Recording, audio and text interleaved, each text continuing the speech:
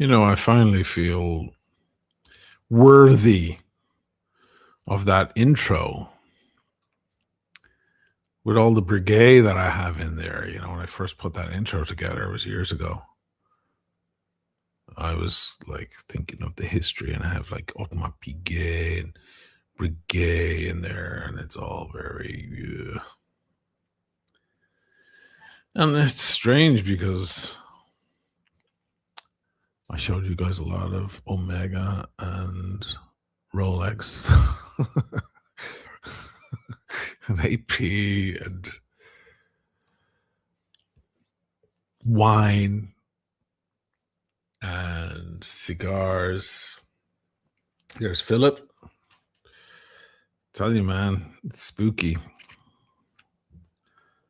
It's spooky how regular Philip Manning is with the PayPals. Thank you, brother. He's got the PayPals. A lot of people waiting in the room tonight. What's going on? What's going on? Is there a rumor mill? Are there haters waiting to hear hate? What's happening? I don't know what's going on out there in the world.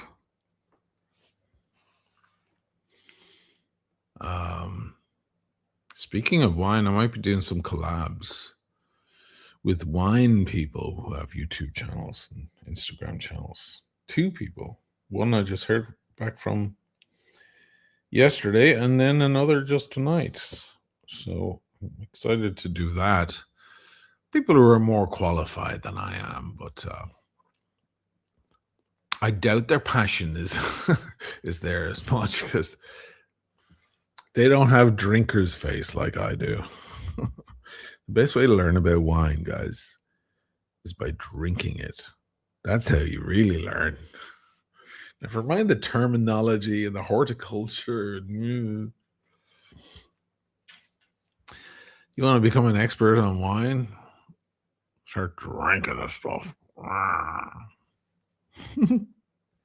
There's another PayPal. Oh, Ali. You legend.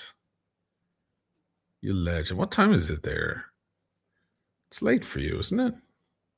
Ali, I was going to grab the Panerai. And now I feel bad. Want to show, fly the flag. The Panaristi flag. Next time.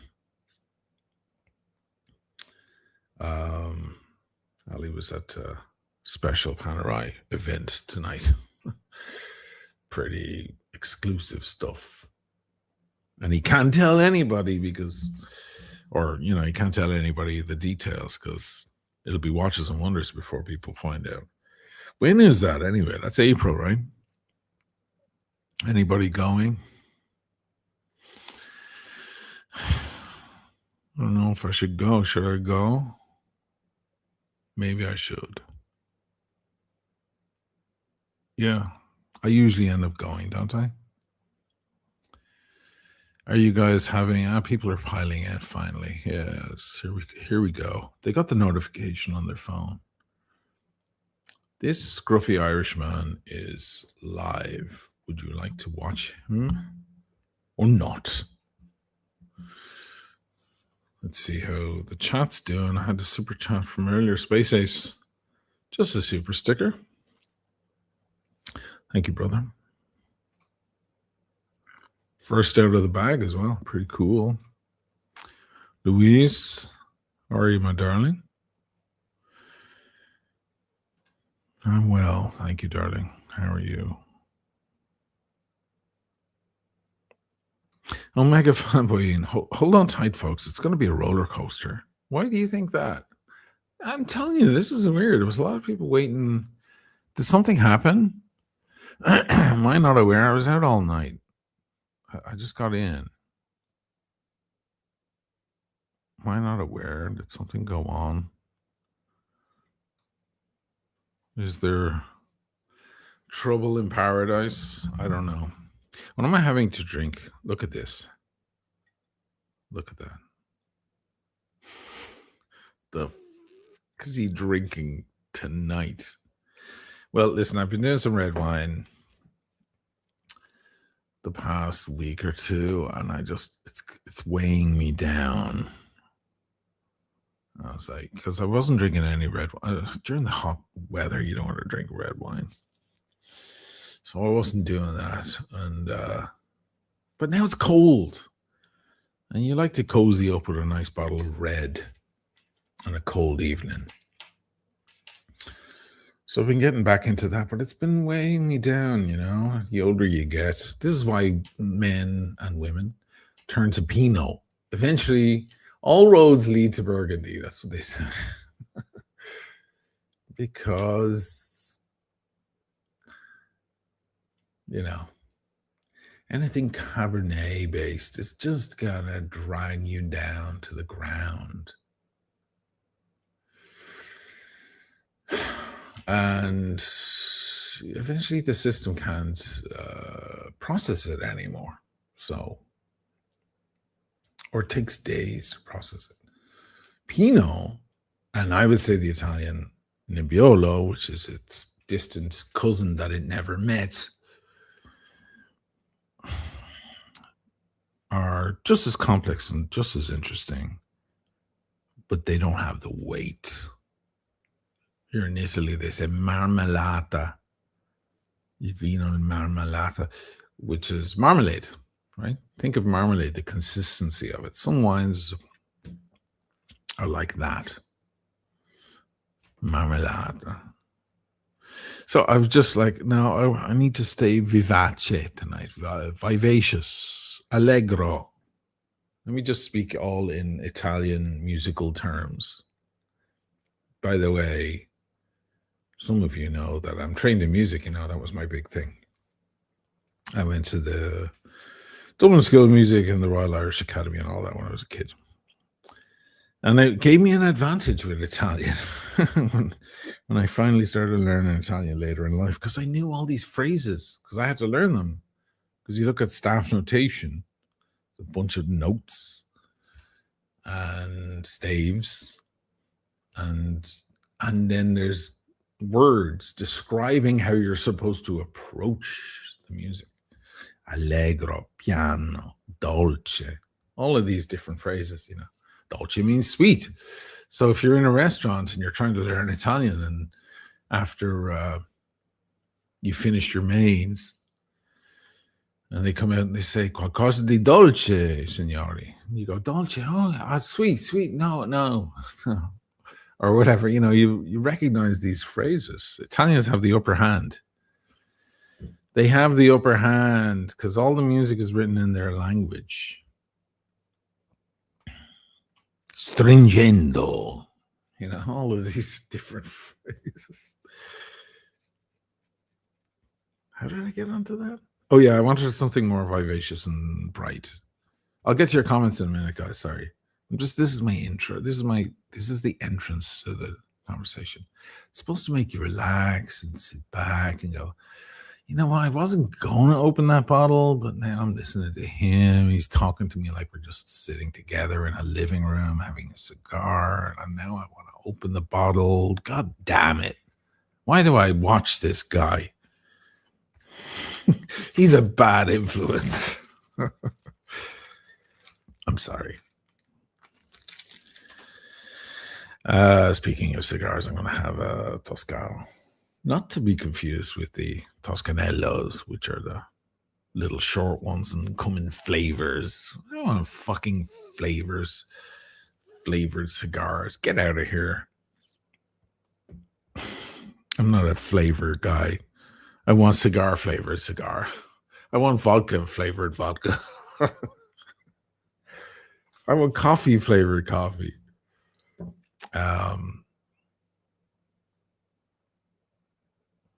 No, I can't fucking think again. What was I saying?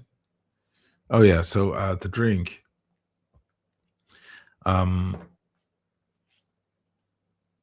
So it's tequila, right? Because that wakes me up. I have a long night ahead of me. Oh, sorry about the focus issues. Let me fix that.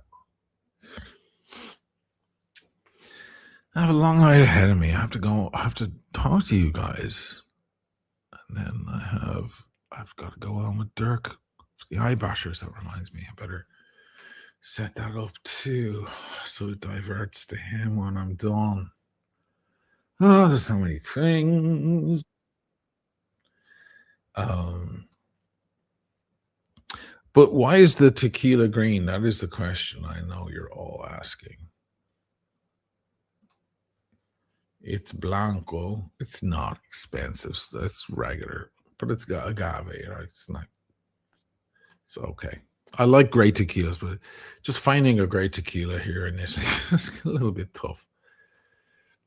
Um, they're not tequila fans in this country somehow, and they know nothing about Mexican food. This country is ugh. Last time I was in a Mexican restaurant in Italy, I had a drink. I watched her eat. I let her order, and I was like, I'll be fine with. I spotted their tequilas. I was like, "Can I have one of those?" And they're like, "We never opened that bottle before. Nobody ever asked us about that." I was like, "Because all you have is Italians coming in looking for a fucking beer and." Somehow the Italians they missed Mexican culture completely. They all need to go spend some time in either Mexico or Southern California or Texas and just fucking wake up. They wouldn't know a decent taco if it stood up in their soup in front of them.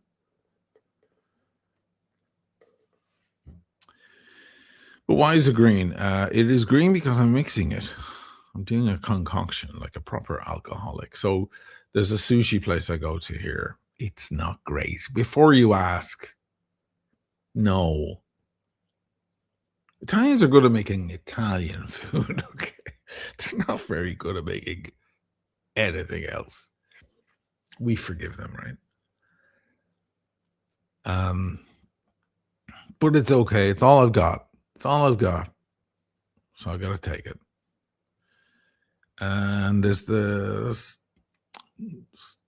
manageress girl there in there. I don't know if she's taking a shine to me or whatever. But she's always very cute with me. And she always gives me gifts. So the last time I hadn't seen her in a while. And she was like, "Can I give you a nice present?" When I was paying for the check, you know. I was like, "Sure." Does this woman want me to propose or something? I don't know. It would be nice to have a nice little Asian around the house, chasing after me, cooking me meals. Nah. Um, and she goes, I kept this for you. This is a bottle of, you like sake. I noticed this is a bottle of special sake. And I was like, oh my God. And it's green.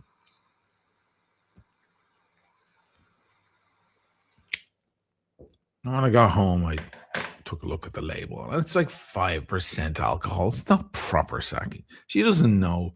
These people don't drink alcohol. They don't know what boozing is. God bless them. That's why they're all skinny. But it's kind of flavorful. I think it would be nice for a dessert or something. I was just, I got it's so cute. But it actually adds a little bit of light to the tequila. It's strange. It works. Did you hear my chabatas?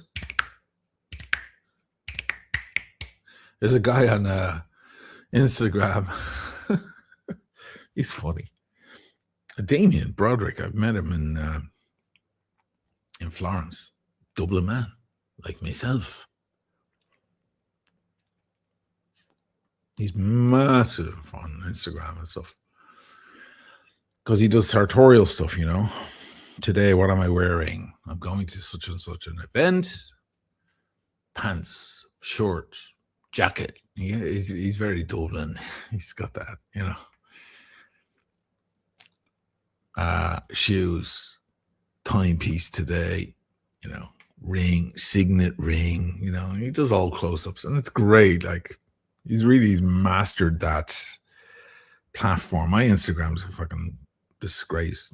Well, it got banned, but now my new one is still shit. My previous one was pretty big, but then I had to get political, didn't I? So the powers that be shut me down. Most likely that was it. Anyway, he's funny because he does a little signature thing, pants short. But before he kind of, the camera's on the floor. He has I don't know if he invented this entire format or if he kind of adapted someone else's and then expanded on it. I don't know. But he kind of steps down to this camera, our point of view, and he goes, "It's Tuesday," Just this little, and it's cute. It's like, it's nice and snappy and crisp. And I thought to myself, that's cool. There's probably a lot of guys out there like trying to go, how does he do it? But then I thought, like, musicians, forget about it. You enter the music world now, they know how to do all that stuff. You're going up a level now. That's our world you're talking about. If you want to learn how to, first of all, that's a problem. Every man should know how to do a click. Snap your fingers. Like, if you don't know how to snap your fingers, like, be able to do that to your kids. Come on, kids, run our way out the door. You have to learn how to do a snap. That's a fatherly thing. You have to do a good snap. It's easy to do with your middle finger in your dominant hand. It's not as easy on your less dominant hand, right? Then you've got the other finger. So what Damien is doing is he's doing those two, and then he's clapping his hands, right? You can do it like that, right? If you want to get really crazy, you can do both. 1, 2, 3, 4, and then add the fifth. Yeah? Fun. Castanets. Built-in castanets. Jesus, I'm on the tangents tonight already, aren't I? What am I wearing on the wrist? Well, it's been a brigade heavy week, I have to say. This thing arrived. This beautiful catalog. Oh my God.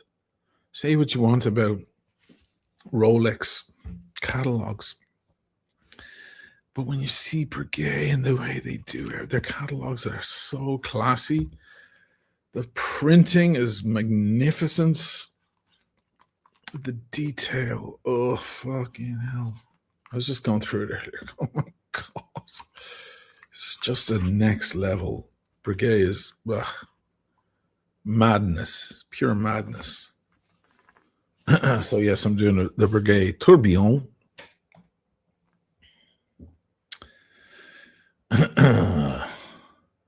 Classique Tourbillon. That, my friends, is a real tourbillon. Because, of course, Breguet created the tourbillon. It was their creation. And the back, of course, full gold, hand inscribed. It's a work of art.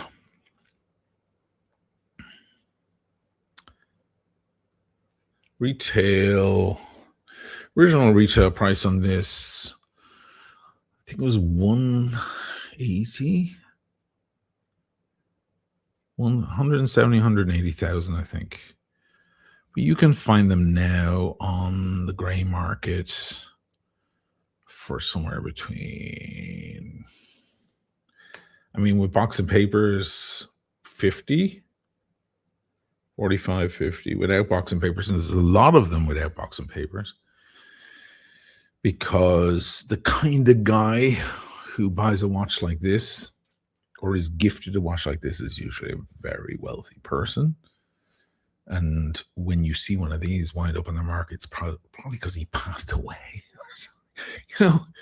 Something like that. It's a different, you're into a different hemisphere. And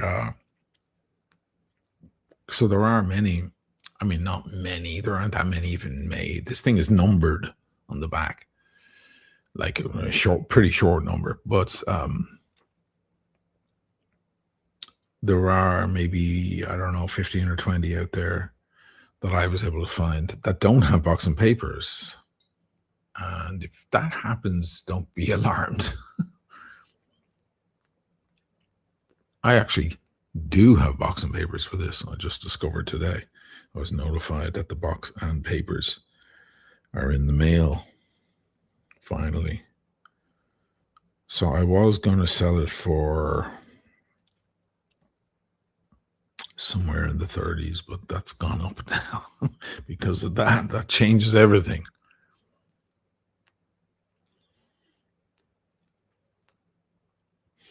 It's a tad slight on me. It's a 39 millimeter watch.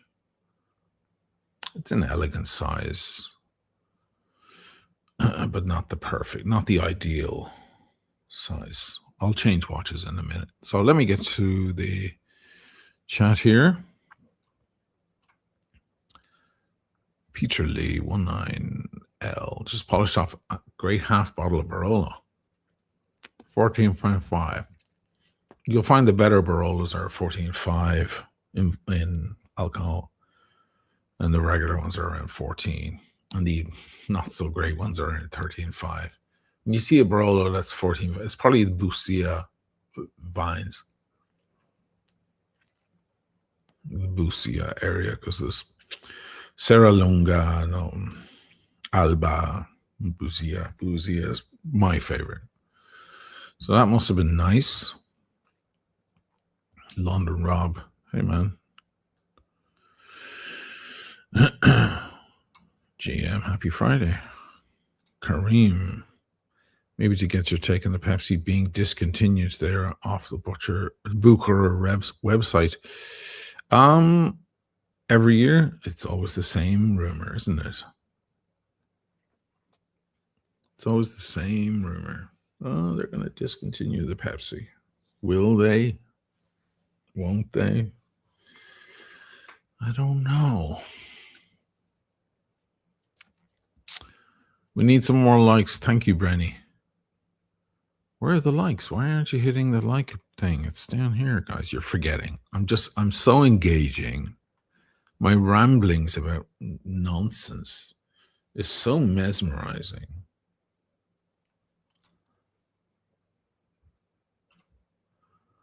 That you forget yourselves. Des Ferris, 20 British pounds. Hey, man, good to see you come on tonight. Brandon says hi. Hey, Brandon. He's working on another composition whilst listening to Mozart Violin Concerto No. 5. Music is his first love, and it could be his last. Cheers. Find what you love and let it kill you. Right? Bukowski. No one's living forever. Right? So, eat the cake, drink the wine, kiss the girl, smoke the cigar, buy the watch. Because you don't know how long you have.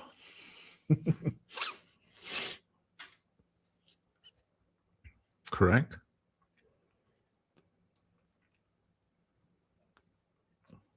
Just listened to Bill Hicks earlier tonight. Hadn't done that in a long time.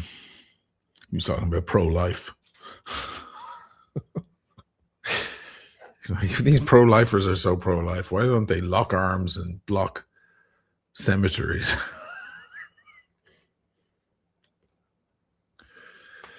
She can't come in. She was 86. She got hit by a bus. There's options.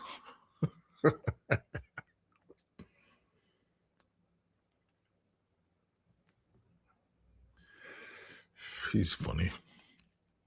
He's like, it's such a divisive issue. People are so split down the middle about this issue of abortion. So it's like, even my friends split right down the middle. Some of my friends think these pro-lifers are annoying idiots. Other of my friends think they're evil fucks. Guys, can't we come together? Sorry, I'm into Bill Hicks already. On the deep end of it. Actually, that's not the deep end of it. The deep end of Bill Hicks is, go boy! Any Bill Hicks fans out there? You know what I'm talking about. Honey, I have no idea what he's talking about. I think he's a devil child.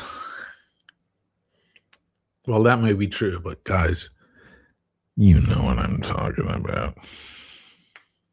I hope there's some Bill Hicks fans in the room to keep me company. Mr. Badgas, $5. As my best friend used to say, everything now, more later. Well, Woody Allen said, you'll live to 150 if you give up all the things that would make you want to. I was out with Simone earlier. I was over at Frollo, and I'll tell you why in a minute. And it's something to behold, watch-wise, okay? You ready for some crazy watch porn? Anyway, so we went for a quick, we usually, I go over there, we hang out. He closes up the shop, and then we go for a drink. He's not a big drinker at all. One drink is more than enough for Simone. And he was telling me about his woes and his family issues and so on. Poor guy. Unbelievable. But whatever. And we're talking shop as well. But he mentioned that he was he's on a strict diet. I said, what happened? And he goes, I went to the doctor, and the doctor said my cholesterol is kind of high and I have to cut down. And he's not an overweight guy. He's a very slender, in shape guy. I'm like twice the size of Simone. I could eat him. And I got cholesterol, and I have to cut down on no more bread or pasta. Maybe eat pasta once a week or twice a week instead of most days. No pizza, I only eat pizza once a month and so on. He goes, it's such a freaking pain because I'm so healthy. I'm such a conscientious eater. He is. I've had dinners with him on many occasions, either, both in restaurants and in his place. He's not an overeater in any way. He doesn't indulge in any way and doesn't booze. He doesn't smoke. And now his doctor tells me he has issues. He goes, meanwhile, look at you. You fucking drink like a lunatic, and you're smoking, and you're just absorbing all the best of Italy. Apart from the pasta, I don't eat pasta or pizza, which is insane, I know. But I have no interest in it, and it doesn't agree with me. But I eat everything else. And I was at the hospital, what was it, last year? And they did a full checkup on me. And they're like, you're good. I was like, fuck. That's not, don't tell me that. Don't say that. Jesus Christ. You know how dangerous that is.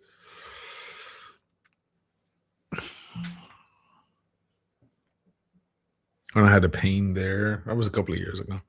I was like, oh, there goes the liver. Cirrhosis on its way. The hospital are like, so we got the tests back. Your blood is fine. Your liver's fine. I'm like, excuse me? Can you repeat that bit again? Liver's fine. I'm like, there's no fucking way my liver's fine. Go back and do the test again. Because you got it wrong. You know what? So much of this is just DNA.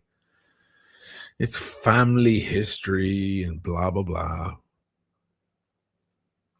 They're always asking these supermodels, Adriana Lima and so on, what's your favorite food? Remember she fucked up years ago? It was a long time ago.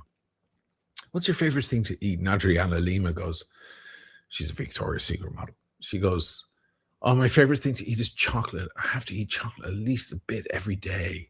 And she has to walk it back because they're like, oh God, don't say that. Don't say, because you're a skinny, tall bitch and you can eat whatever you want. I dated a bunch of girls like that. I was looking at them going, there's one girl, she used to like ask for cake in the middle. I used to have to get out of bed after having some fun. She's like, I want fucking velvet cake, red velvet cake from the deli. I'm like, you don't even have a 6-pack. You have an 8-pack. I can wash my fucking clothes on your stomach and you eat cake every night in bed. God is cruel. He's cruel as hell. If you look at these models on a catwalk or whatever, they're not healthy. They don't go to the gym. They probably go to the gym to pose and they do a little bit of light working out. They just have incredible genes. That's all. That's the truth of it. Sorry. I met a woman years ago at a party upstate New York. And she was one of these marathon, a marathon is like 26 miles, right? Well, there's these people who run like super power marathons. I can't remember the name of it. It's a different kind of marathon. And it's like 120 miles. It's like makes a regular marathon look like nothing. And they run them, they travel the world and they run them all around the world. That's all they ever do. They're on a plane, they're going to Australia to run that one, and then over to California to run that one. And this is what she did for her living. I don't know how she made money, maybe sponsorships. I was like, Jesus, when was your last one? Oh, I did a 90-mile the other day. I was like, you ran 90 fucking miles? What are you, Superwoman? Was she skinny and tall? And no, I mean, I'm sure she was built like a fucking brick.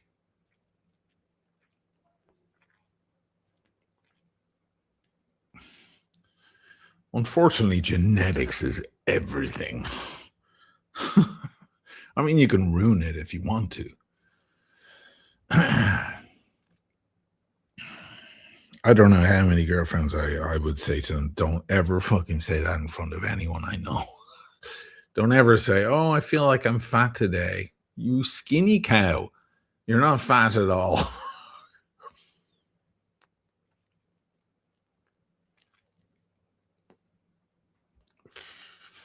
People live in different realities. Wiry people are just born wiry.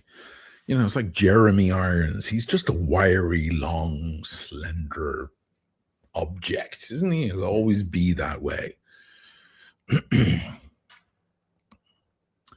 not on a diet. Jeremy Irons is not on a diet. It just happens to be a long, wiry thing. And he gets cast for movies because it films really well. Why am I on? What the fucking rants am I on tonight? This is bad, guys. Oh yeah, so that because of Mr. Bad Gas, what he said. Everything now, more later.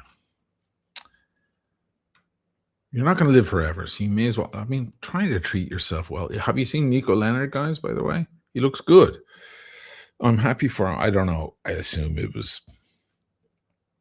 the doctor said, listen, dude, you're in your 30. What is he? 35, 33, whatever he is.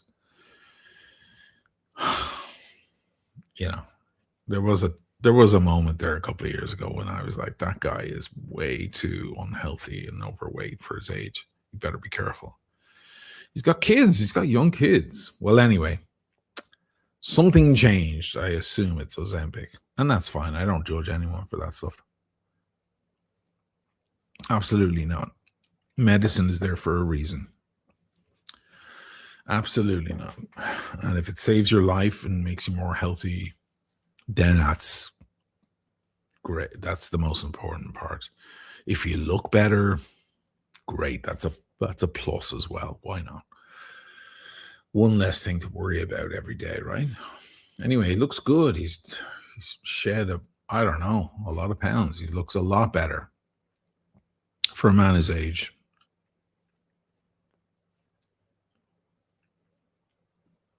It's good that he did what he did.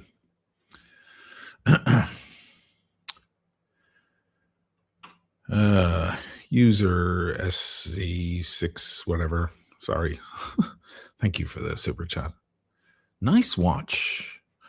Yeah, isn't it beautiful? Let me change it though, because we're getting into the show. I'm gonna put on this this vintage sub. Someone was saying that they were like, God, I have a 14060, the older no dates. He's like, now I want a 1512 like you have on. I wrote back to him. I was like, why don't I reach out to me? Send me an email. Maybe I'll take it as a trade. This, guys, is the quintessential Submariner, the original and the best in original condition, too, with the original clasp. This is the 5512. The true beginning of the Submariner that we know today. It's iconic. 5513 is just behind it as an icon, but I think the 5512 is just, it's up there. It belongs to Simone. It doesn't belong to me. But he was like, I'm going to move on some of these vintage nostalgia pieces I have in the safe. He had a 1655 on tonight. I was like, you're still not selling that, are you? And he's like, no.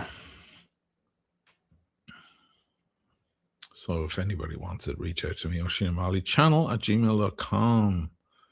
It's a deal. It's a bargain. It's a beauty. Original bracelet. You never see that.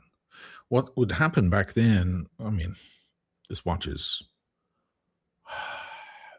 58 years old or something, 57 years old. What would happen a ways back when you sent a Rolex for service is they would replace the bracelet, because when they started doing the fold over clasp, they started just issuing those and they remove you. So you got your watch back with this kind of new sophisticated bracelet. Wow. Which back then was probably like a nice, pleasant surprise. But now, all these years later, it's like, not so much. We want the original. This is the original. You never see them on it. That's why it's so special. And it did go for service. So whoever sent it knew what they were talking about, because they must have requested. There's the service papers from 2007. They must have requested no replacements unless absolutely necessary. 5512. It's a beauty. There's a piece of steel for you. Watch Drama Alert is giving me a yellow card, apparently. Which reminds me of those blokes that read a Hunter S. Thompson book as a teen and makes it his entire personality. God, if I was with my ex, she would have liked that comment. My ex, which one? Which fucking one, O'Malley? One I mention often is here in Italy. A doctor is obsessed with Hunter and S. Thompson.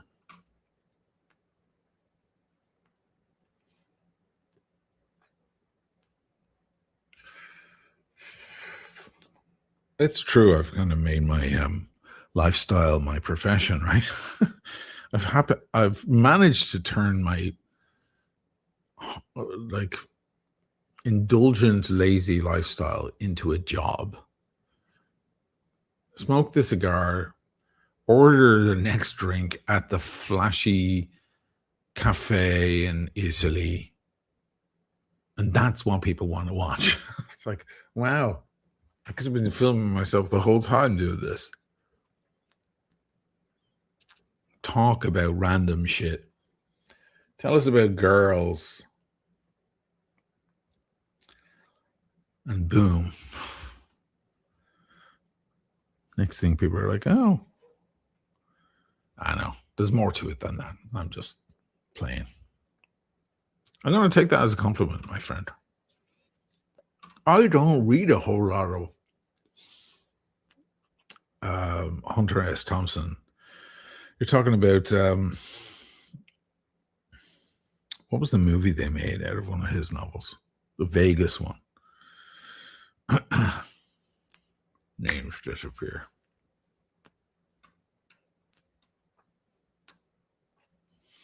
I'm more of a Bukowski guy or a Hemingway guy. You know, Hunter S. Thompson was big into narcotics, drugs, hallucinogens, Fear and Loathing. Thank you, Bluesman. Fear and Loathing.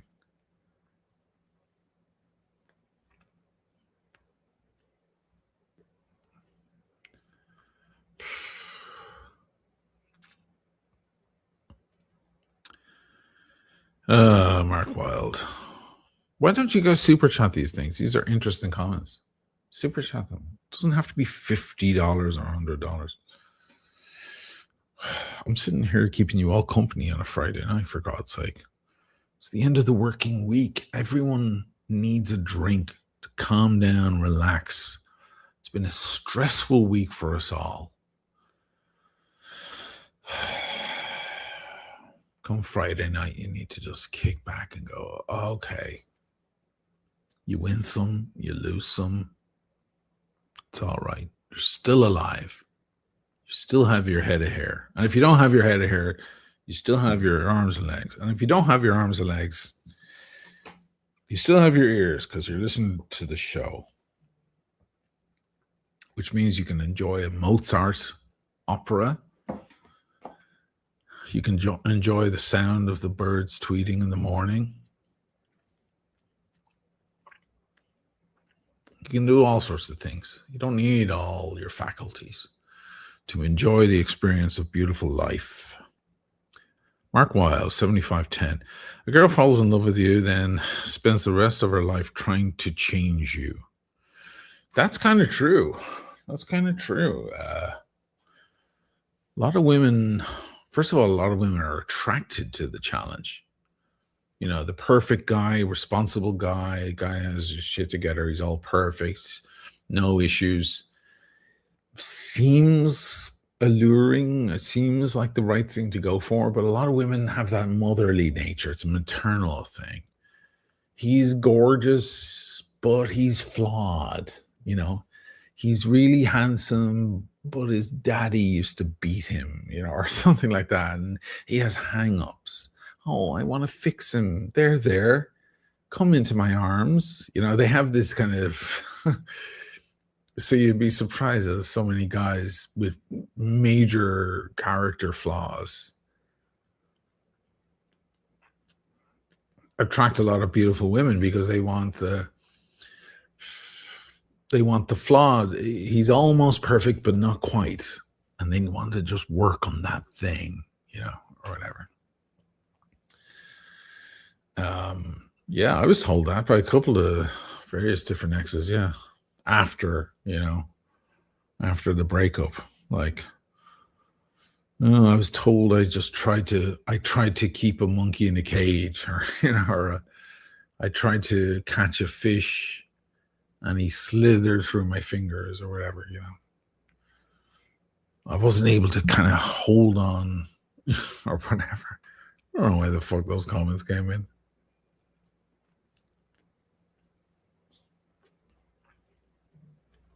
Meanwhile, then, if you give them a subservient person, thank you, Louise, for the PayPal.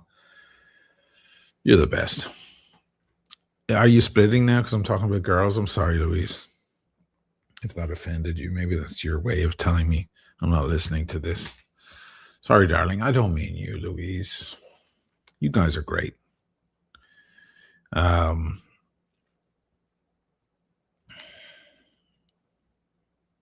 What was I about to say? I can't remember. Yeah, something to that effect. Just, it can tend to be, human nature is odd. Human nature is strange. People are incomprehensible.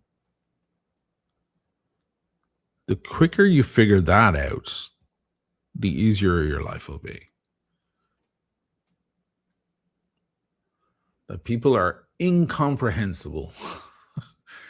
Do not expect them to do the thing that you think they should do, or they better do, or it's best that they do, or whatever. Do not expect people are haphazard and random, especially younger. Anything under 40. Jesus Christ, if they're between 20 and 30, do not rely or depend on these people. They may do great things. They may show up on time for whatever it is, but they may absolutely not as well. And will not even, they won't even think about it. Won't even cross their mind. It's not until you reach a certain age you begin to become a more reliable, dependable, responsible, accountable individual. You know. But it is true. This is what I was about to say. That often the woman wants to fix the guy. That's what she's attracted to.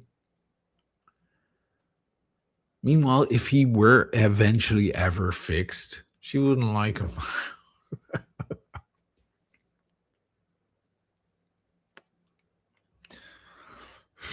Isn't that the tragedy of life? If she did actually eventually ever fix, let's say he's an alcoholic or he's a gambler or he's got hang-ups about his parents or something, and in every other way he's an interesting guy. Some, torn, disturbed, artistic type, who has some sort of hang-up, and she wants to heal him. Well, if it ever worked, if she ever actually put the correct fuse in the correct connector and it all fixed itself, she might be bored. She might be bored. I was commenting with people on TikTok the other day. There's a lot of people going on TikTok. I don't know if they're all genuine, because unfortunately that's a problem we have these days too. People pretending to have an issue in order to get clicks. But some of them are genuine, I think. At least it started that way. Let's hope. That people come on and go, oh, I was about to get married and I found out my fiance was cheating on me or whatever. There's all these things.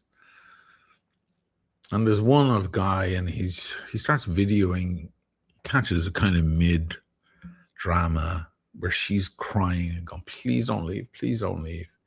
And he's like, I'm out of here. I just discovered we were going to get married in a couple of weeks, and I just discovered she's been sleeping with a guy that we both know. And she's like crying and screaming, and she's almost violent. And I think that's why he's filming it, because, if things get heavy and the cops arrive, they're cuffing him, even if it was her. Even if it was her instigating it or getting violent, they're going to cuff the guy. And he clearly, from the video, you can tell that he already knows that. So he's filming it, so he has proof and evidence that he's just like, hands in the air. I'm trying to get out the door. I'm finished with this woman. I'm leaving. And she's like holding on to him. She's gripped to him like a crab. And she's aggressive and really torn up. And I was reading, the comments are very, very interesting. You see what a lot of people saying, look, she clearly regrets what she did. You should give her a second chance, blah, blah, blah, blah, blah. And I wrote in, I was like, she clearly regrets what she did. But if you forgive her, she doesn't want that guy. She doesn't want the guy who would forgive her. That's why she's clinging to you right now, because you're the guy who doesn't, and you're on your way out the door. You're like, see you, darling. We had a good run, but ta-ra, and I wish you the best. That's the guy she wants. You forgive her for what she did. She doesn't want that kind of man. It's different in the other direction. A woman can forgive a man. Most certainly. Most certainly. Men are stupid. They fuck up all the time. And they come running back to mama. That's a different thing. A man will feel forever in their debt, you know. Women out there, if you find your man cheating and then he wants forgiveness and you give him forgiveness, he's in your pocket. Ask for a Rolex. Start there. He's in your pocket now for life. It may hurt your feelings, but you just got given a gift. But the other way around, a woman doesn't want the kind of guy who would forgive her. That's a weak guy.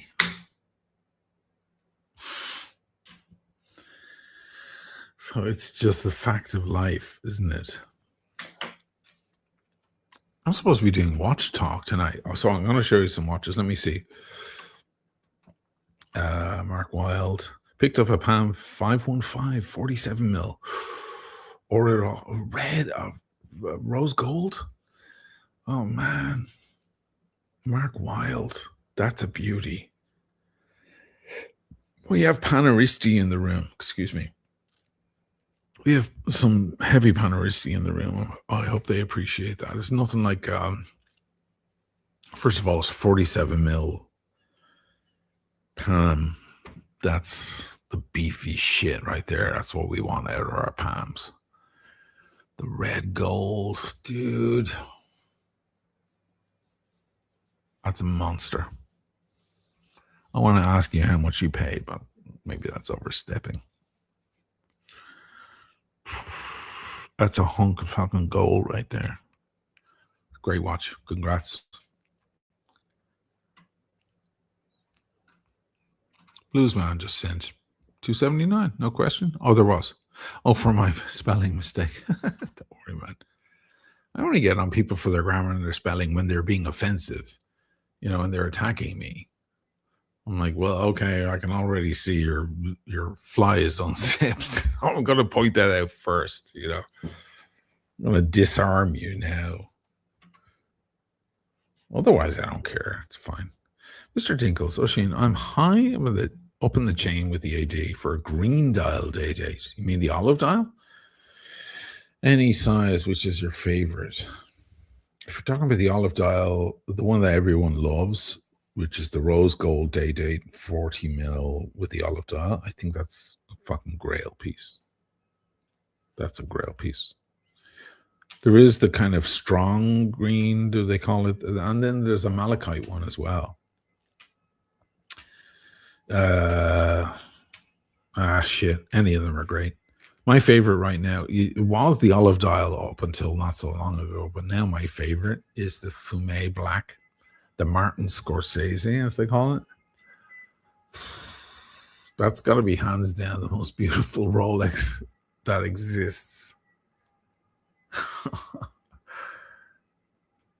If you can get that.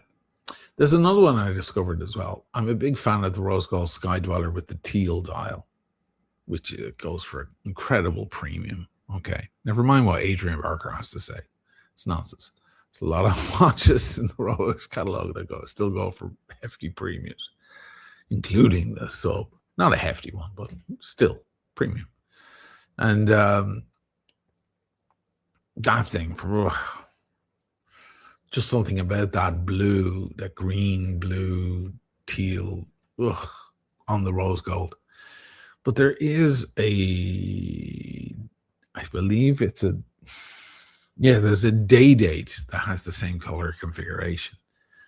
But damn it, it's only a 36 mil. You can't get it in 40. If they release that in 40, that's going to be on my radar. It's only in 36. I should show you. We are doing watch talk, right?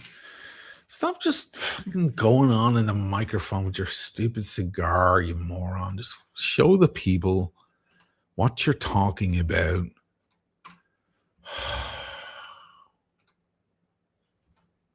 Here we are, day date. Yeah, let's configure. Okay, first of all, that's the one I was just mentioning. That's the Martin Scorsese. Jesus. If I bought that watch, I would be very tempted to become what my good friend John, who was on the show last week. Sorry about the seagulls in the background. For some reason, in the middle of the night, they decide to fucking sing their stupid song. It's not even in tune. What John he's been trying to convince me to do is become the one watch guy. If I had that watch, I'd consider it. That thing is frightening. They call it the Marty Scorsese because he was the first guy spotted with one on his wrist when it was released. And he's a Rolex ambassador. Thing is a monster. Now, let's go to the olive, which is what everybody wants, right? There it is. That's a stunner. Absolute stunner. I'm also a big fan of the silver. Okay. Hey, I wouldn't say no to any of these, but let's be real. But the teal one, why does Rolex's website is fucking garbage, man. All right. Now, let's go back. Go back. Now, if we go to 36 mil and we continue into the material, we want Everose gold. Knurled. We don't need the diamonds. None of that nonsense. Look at that. Look at that. That does not exist in the 40. It's got baguettes, but we don't care because they're sticks. You know? It appears to be a stick dial, but it's not. They're baguettes.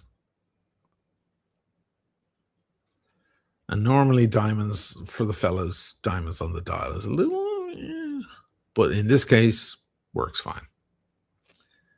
If they released that in 40, I'm done, man. I'm toast.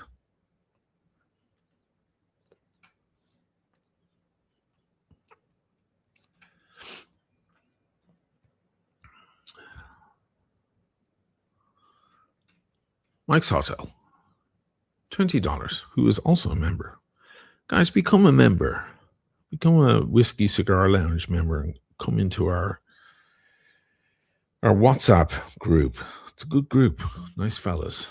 We share wrist shots and shots of where we are and what we're doing and little conversations and so on. It's fun. It's a nice little group. Very respectful. All top gentlemen.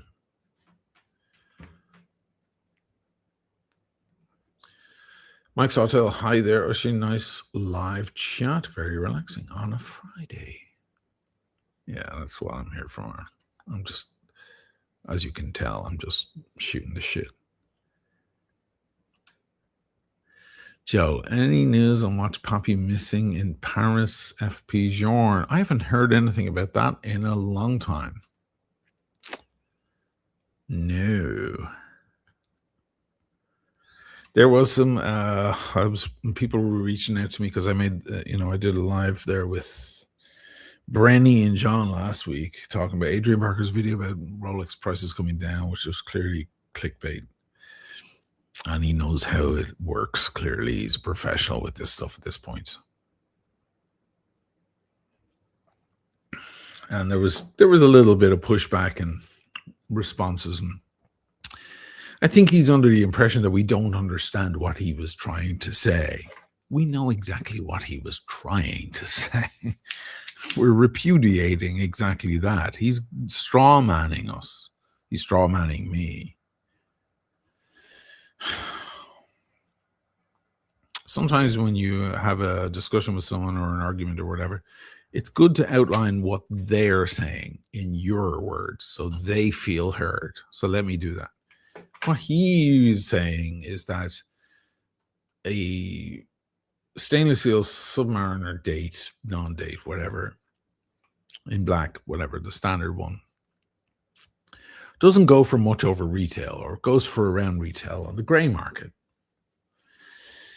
Therefore, if you feel like flipping one, you want to buy one in the AD, you get the call, and you feel like, oh, great, now I'm going to make a healthy profit, and you want to go sell it. If you're a flipper, which he has a big disdain for, I think we all do, but he has there's a particular ire he has for these people.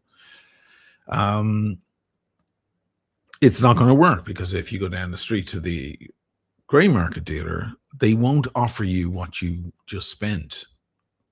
They'll offer you a little less because they've got to make their own margin.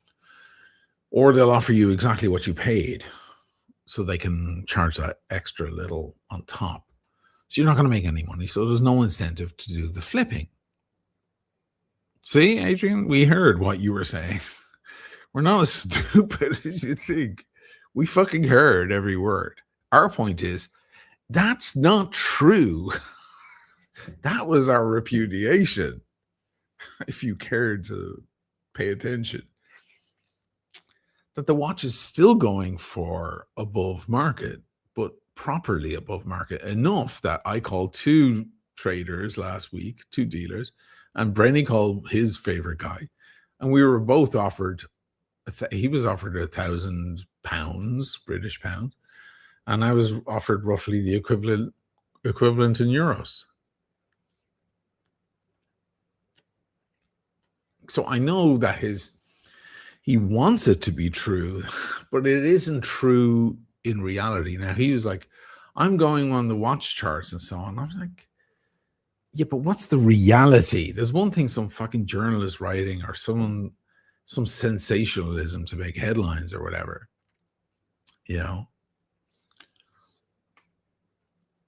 There's another thing. Call your local, you probably don't have one. Call your local watch dealer or trader and say you have a brand new 2026 Submariner date from the local AD, unworn. What can you offer me? And then tell us what you heard. We're talking about the reality on the ground. That's what we're talking about. This is like mad misinformation.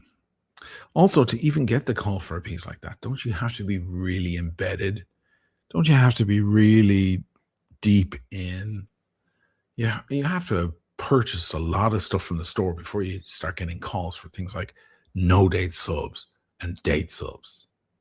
They're kind of like, they're not the end of the rainbow. The end of the rainbow is like a Panda Daytona or a Pepsi or something. Or beyond that, then a Le Mans or a Rainbow or something like that. Right? They're in the distance. But like, you really know you've spent a lot of money with your AD and you've really developed a strong rapport with them when you start getting calls for those pieces. Because that's what everybody fucking wants, let's face it. Their list is 5,000 guys strong. So that was our whole spiel. We're like, you're not mentioning the details about this thing, and without flogging a dead horse, because we went over it in detail last week, his wording was like, you can no longer make a massive profit on a sub. You could never make a massive profit off a sub. You could make a profit. The massive profits came from Pepsis and Panda Daytonas and Tiffany OPs back in the day, right? They were the massive profit watches. If you were lucky enough to get the call of the AD and you were so inclined to flip the watch, quote unquote, there was a massive profit to be made. But historically, the profit on a sub was always just a couple of grand. It was never, even during the hype, it wasn't that much more. Even during the spike of 2021, 2022. But it was always more. because it's a historically hard piece to get, and it still is. There. Ugh, I feel like I just took a shit. John Schmidt. Hey, man. Do Zero S watches wear true to their size? They appear that they might wear bigger than the specs say. The H2 Battle of Britain. Okay. They're large watches. They are. Both Graham and Andrew are, they're not slender, little skinny minxes. They're real men, you might say. They have, substantial wrists, and they like their Tudors and their Panerais, and they're like beefy, chunky watches. These guys aren't wearing a little Cartier tank must. They're not into that stuff. So their watches are they're built like tanks. Okay, so and obviously when they're designing their own watches, they're gonna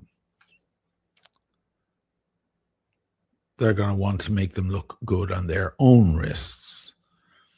In fact, they started making smaller watches, 40 mil watches, only a couple of years ago. There's one of them right there, the Flying Scotsman one there. That one's more regular sized. But you're talking about the H2. Let me find that one. There's the H1. Where's the H2? Is it in the others? Did I miss it? Not paying attention. Oh, this one. The Battle of Britain H2. Now, this is one of their 40s. It's not a small 40. I understand what you're saying. Sometimes a 40 mil watch looks bigger than 40. Sometimes it looks smaller and wears smaller. It's not going to wear smaller. You can be guaranteed of that. But there are other watches that are definitely big, hefty, chunky fuckers, I don't know how to answer what you asked me because I don't know what size wrist you have. I don't know what you consider to be a large wearing 40. I don't know.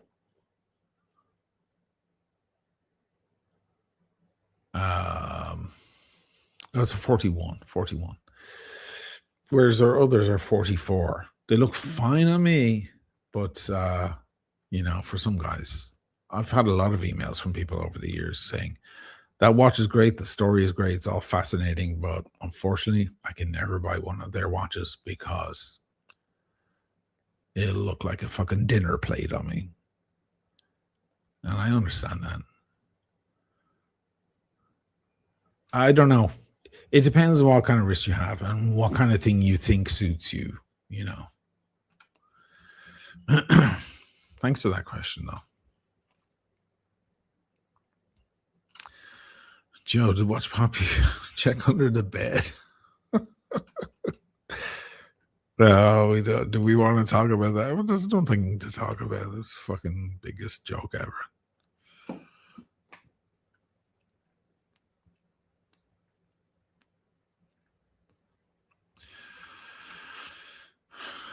Peter M. Watched George Clooney movie Jay Kelly today. Great movie, and of course various hints of Omega in there. Yeah, I've become increasingly interested in the DeVille Prestige. Yeah, listen, I'm an Omega fanboy. I love it all, and I love the way Clooney is very loyal to them. Like Daniel Craig isn't. He'll do the Bond Seamaster thing, and then he'll show up in an event, and he's wearing an old fucking Daytona or something. You're like, oh, you little fucker. Whereas Clooney sticks to Omega. They're all beautiful. DeVille is a very elegant, stunning watch. No doubt.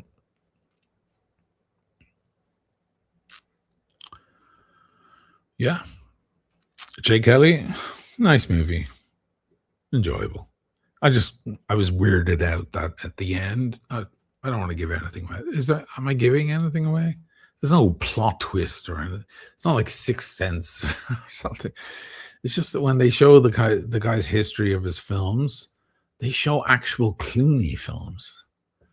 I was like, why can't they just like pretend make a few scenes from Jay Kelly's career? Similar, if you like, whatever.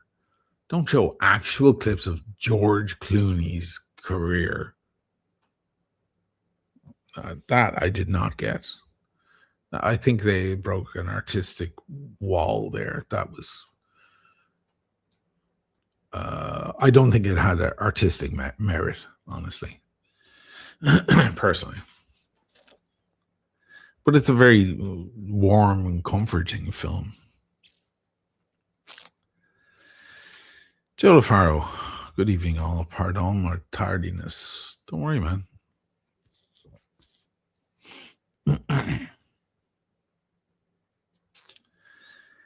Dave, thoughts on the Christopher Ward logo? Christopher Ward, I don't mind. I think they're an interesting brand. I've seen a lot of them. I had a couple of them in the house. I know people who own a lot of them, and they're lovely watches. They're very well made, especially for the price. The price is the important thing. You put the price first, and then you consider the watch. And but I took issue with the logo because it was really out there. And I thought, like, what are they doing with this thing? You mean this thing? It got a GPHG award. Didn't know that. Anyway, they make their own movement here. It's called kind of in-house, and they're kind of upping their game. But my problem with it is that that's $5,000. It's fucking $5,000 for Chris Ward. For me, Chris Wards are between 1,200 and 2,000. They're not $5,000 because once you're up into $5,000, I mean, it's lovely. I mean, it's well made stuff. I'm not going to say anything here. I just think I don't know. Would you spend $5 on a Chris Ward over an Omega, for example? Because there's a lot of Omegas, maybe not brand new from the boutique, but certainly on Chrono, secondary market, maybe unworn, brand new in the box with stickers that you can get in the Omega world for $5K. I'm talking in euros here, so $6K in dollar. $6.5 in dollars. The fucking dollar is miserable right now. Worse than ever. I don't think. Yeah. If that said, instead of saying $49.50, it said $22.50 or $24.50, I'd have a different attitude. Get it? They're my thoughts. I'm not right. That's just my opinion.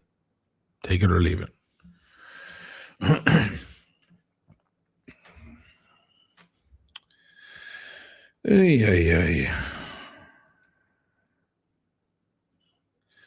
RP 160 article in the New York Times. About what? RP 60? Did you say earlier? Sorry, I can't read every comment. I don't know what you're talking about.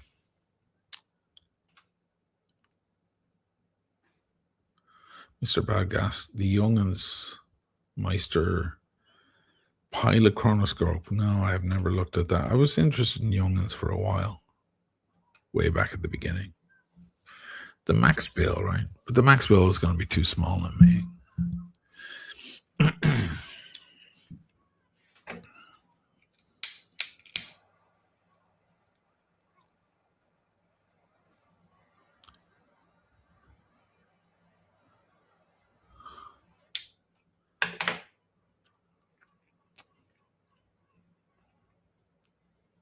Hmm. So I went by Frollo earlier. I want to show you some sick shit.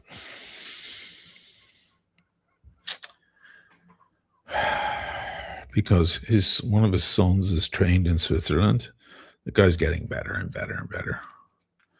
He has all the machines in the back. So if you want a polishing job or something fixed, I mean, if you want like the movement worked on, that's a different kind of guy. He has his guy here as well for that.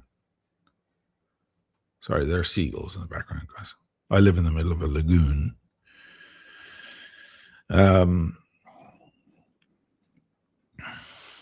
But this kid, he's just getting better and better. He's just so precise. And I love him for polishing watches, and he's so good. He loves working with gold.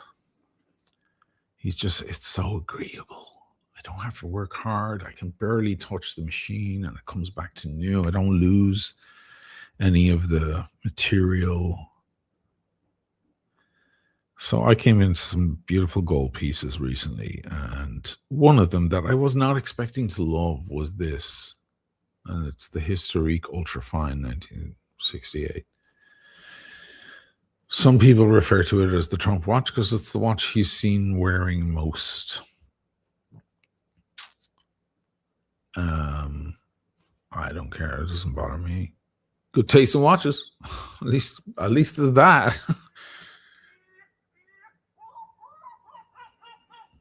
The seagull disagrees.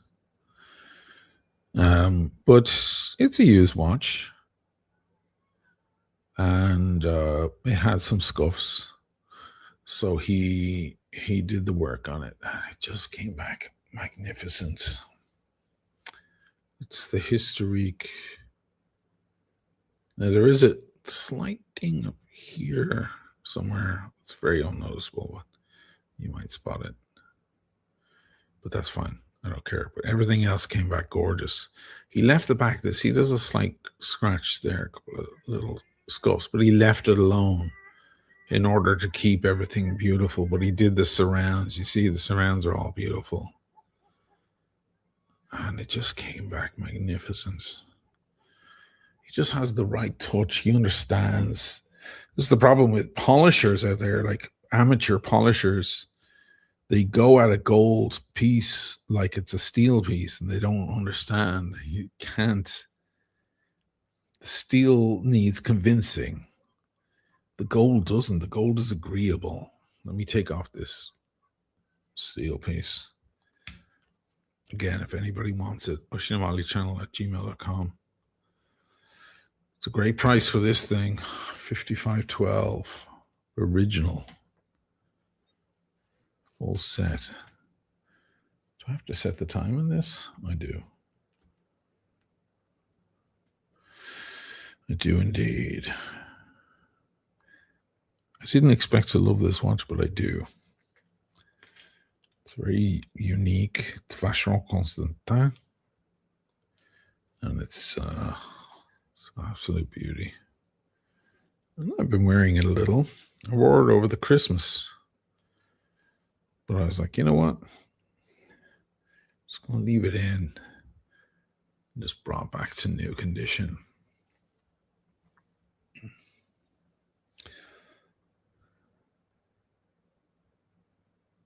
What a dress piece. I mean, what? If you're going to like a friend's wedding or something,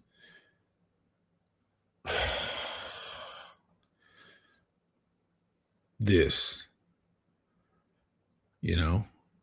I mean, okay, I have a fucking stupid black t-shirt on tonight, but with a nice shirt, blazer, tie. Look at that thing. Fucking stunning.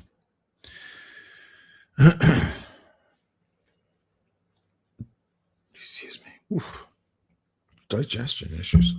Barely ate.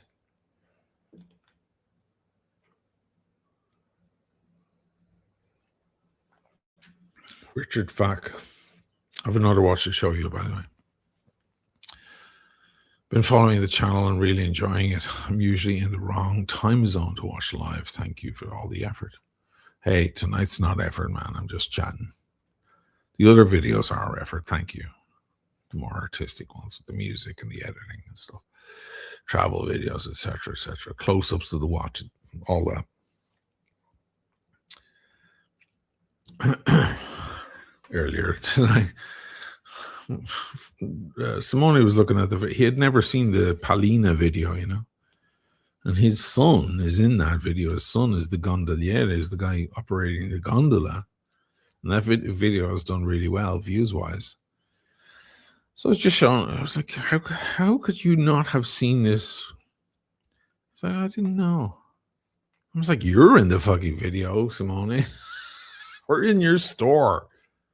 Jesus, dude. So we're in the bar, and I just put on a little on my phone so he could check it out. I was like, look, there you are. And he's like, ah. And he goes, so who did all this stuff? I was like, me. Yeah, but who did, why does it look so good and all the cuts and the... I was like, me. Simone, Jesus. I know I look like a tosser just sitting around Venice smoking and drinking all the time, but I actually do know how to put a video together. Thank you very much. It was funny. I don't think he believes me. I think he's like, he's just saying that. He paid a professional. But I'm not going to say anything. I really think he thinks that. All right, what can I do? Anyway, thank you for the compliment there. But Friday nights are literally a shit show. It's just me fucking off in front of the microphone for 2 hours and having a drink and a smoke and people commenting, asking questions and so on. This is the easiest part of my week, honestly. So one of the beautiful pieces was sold to a special person. And I'm delighted. I couldn't be more happy where it's going. The perfect person. But I did want it to kind of be brought back to kind of new. And it takes a certain skill.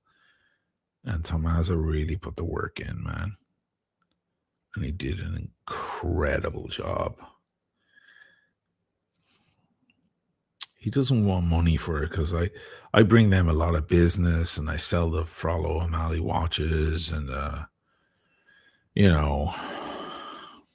lot of people walk into their store saying, hey, I saw your store on his channel and, whatever.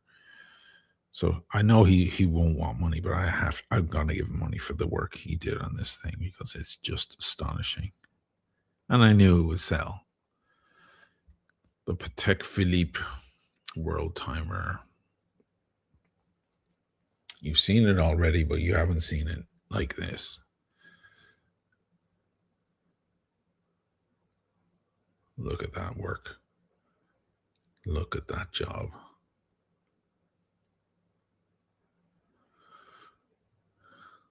And I'm going to reveal something to you guys that you didn't know about this watch.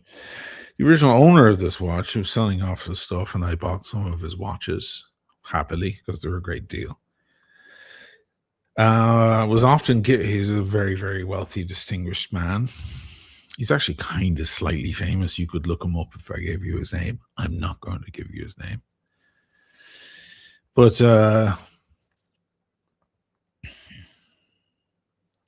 this watch was clearly gifted to him from his company. I'm not even going to say which kind, but it's the sort of company that gifts $100,000 watches. Okay, so you can make your own guesses. You give your CEO a fucking rose gold Patek. What kind of business are you in?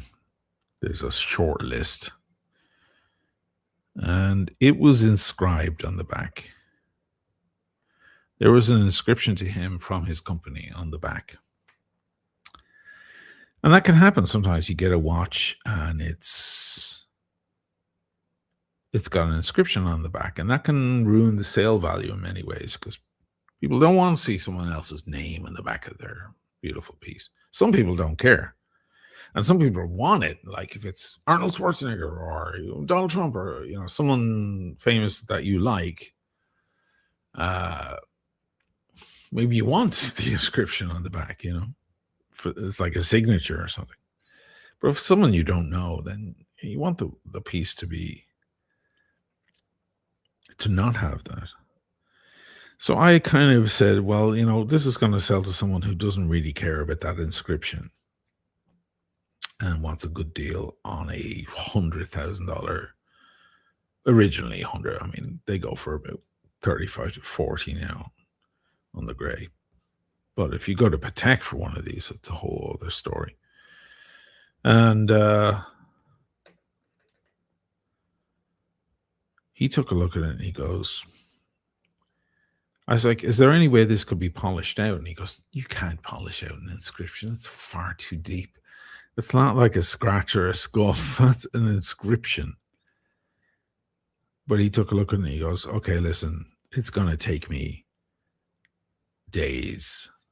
Every day I'm going to have to work on it, but I will use a laser machine. The laser goes at it and removes the inscription without removing material. It melts it, and then you brush it.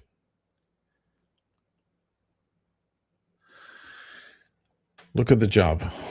This guy should be getting $1,000 a day for his work.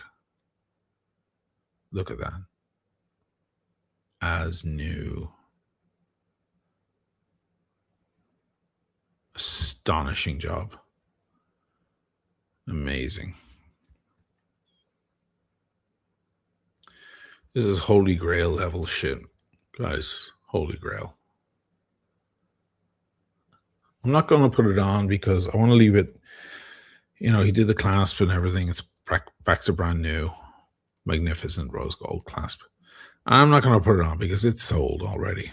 And the person who will wear it in good health needs to have it in this condition. This is going in the bank. And it will sit there until it's collected. Or an absolute work of art. Maybe one of the greatest watches I've had in the house ever. Amazing. I'm gonna go buy tomorrow and give him $200. He won't want money, but I'm gonna give it. I'm gonna be like, dude, that's. Had I sent it to Patek themselves, they would have charged me a couple of grand for that job, if they even accepted the work. Little bag will sit in the bank until further notice. And congratulations ahead of time to the person who now owns that watch. The only watches left out of that extraordinary bunch, because I took a bunch of them. I'm keeping the square. Where's she gone? Oh, it's there. I'm keeping this thing. I didn't think I would, but I think I am. It's just, it's amazing. Fuck it. And it's Vacheron. Now I have 2 Vacherons in the collection. The last 2 are probably the most monumental 2, because one is that Breguet Tourbillon that I had on, who he also worked on, Tommaso, and just brought it back to new. And this thing, which I didn't know was so special. Let me pull this video up. It actually gave me a little nostalgia. Remember back in the good old watch days when we'd watch Watchfinder? And it was Andrew Morgan, but we couldn't see him. It was just his and his commentary. I won't play the audio. Just I don't want to get in trouble, but I want to show you some of this video. And he talks about the whole history of this thing. I knew about this watch, but I didn't realize it went this deep with this watch. And man, their shots are really amazing. Do a great job. He talks about it. There's some wonderful shots of this watch. The close-ups are great. I know what lens they use as well. I actually have one of those lenses. I've tried it a bit. I didn't really enjoy working with it. They definitely get the most out of it.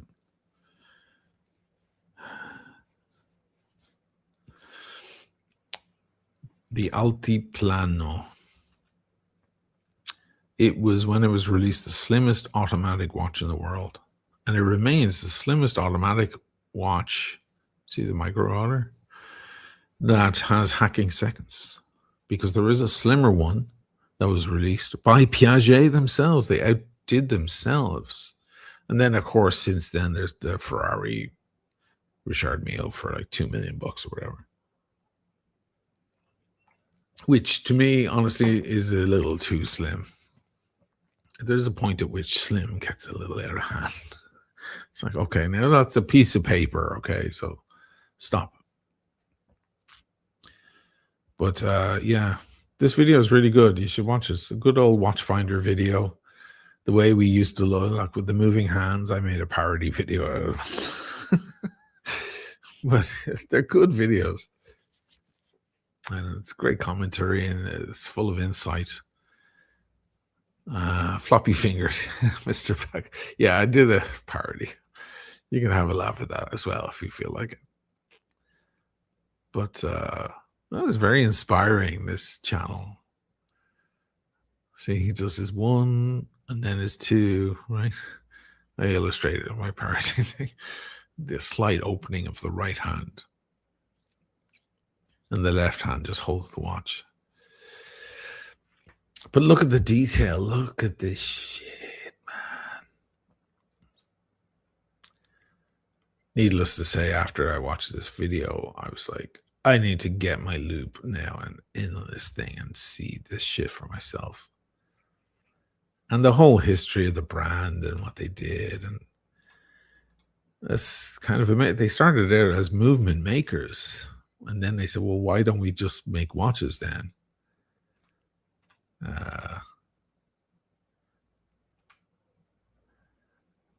Look at all of that. Ugh, unbelievable. Lovely close-ups.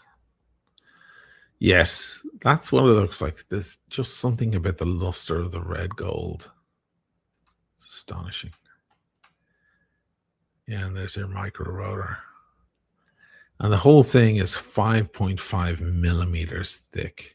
Hope they show it. I think they do show that. I'll show you if they don't. Why is there a peak in the viewing here? Interesting. Anyway, I didn't realize there was such a... There it is, look. How thin it is. Piaget.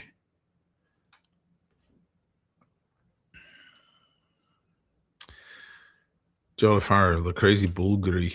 You know, the Bulgari doesn't have hacking seconds. The Bulgari doesn't fall short of this. This thing is a miracle of engineering. And you'd never know, as he says in the video, from the front, you'd never know. Because it's so simple and classy and dressy. It understates itself. So you don't know what's going on. It doesn't try to boast. That's the problem with Richard Mille and stuff. They try to boast their shit on the front. Don't do that. Show a little class. So you want to see? So the front side is just sheer elegance, understated beauty. And look how thin it is. 5.5 millimeters, guys. And then the back. Boom. And you know what? Tommaso pointed out to me because he worked on this. He just gave it a little light lick just to bring it back to new. And he goes, "You do realize there's a sticker on the back of this watch?" I was like, "What are you talking about?" He goes, "It's fully stickered on the back. You're looking through a sticker right there." He goes, I didn't take it off for obvious reasons. I was like, no, you don't take it off. If somebody wants to buy this, they'll be happy to pull the sticker off if they want. I didn't even see it. Look at that. It's a work of art. It's a work of art.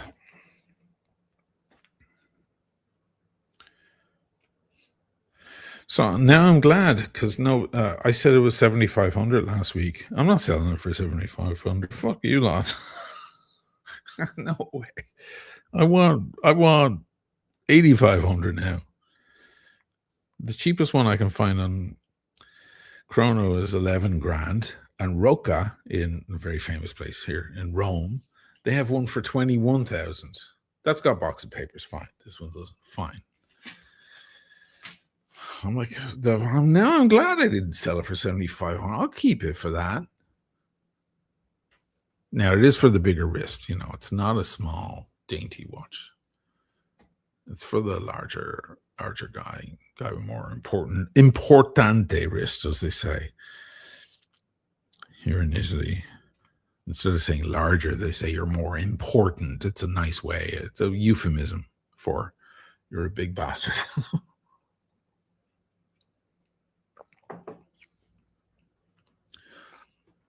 This thing is monumental.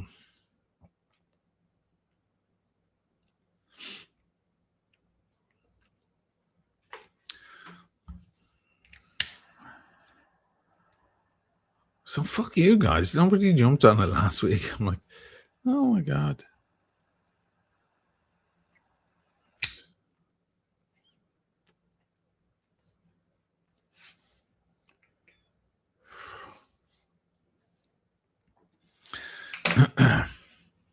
Mr. Bradgast, this one is not for Teddy. You mean Teddy Baltazar? Yeah, he's a slender fellow. None of those guys are big guys. Who are the big guys in the watch space, YouTube space? Me, Federico. Who else? Who else is a big fella? Well, Archie, of course.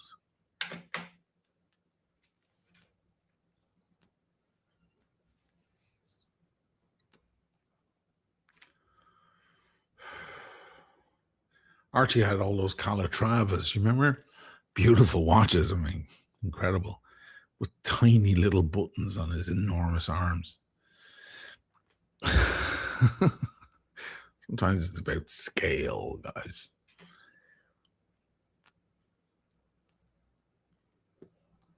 Who else is big? Most of the guys are little dainty fellas.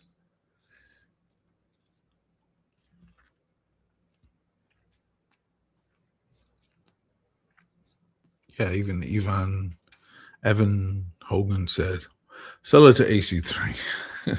I think he's selling off watches, so I don't think it's a good time to sell to AC3. Does he still have his gold Type 20? Maybe I'll buy it off him because I want to fucking. I'm so Brigade now. I'm so fucking hooked on Brigade. I just want more Brigade in my life because I bought the 7067. Fucking thing is stunning. And this thing is outrageous. This is next level, though, above that.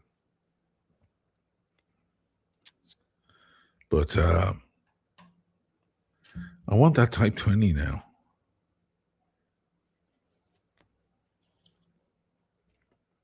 I'd probably be fine with just fucking Brigade.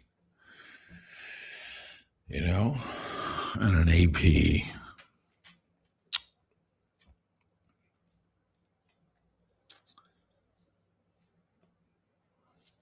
Anyway. What's going on in the chat? The chat's dead. What's going on? Nobody got anything to say? Thank you, Richard Falk, for your super chat. Let me make sure I didn't miss any super chats. So that was Richard. Joe.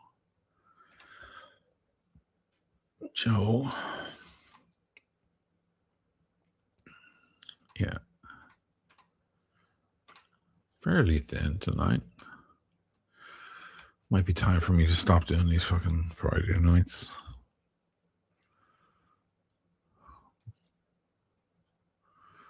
I don't know. Bob Sacamano, YouTube implementing censorship in live chat. Really? What did you say? A cuss word or something?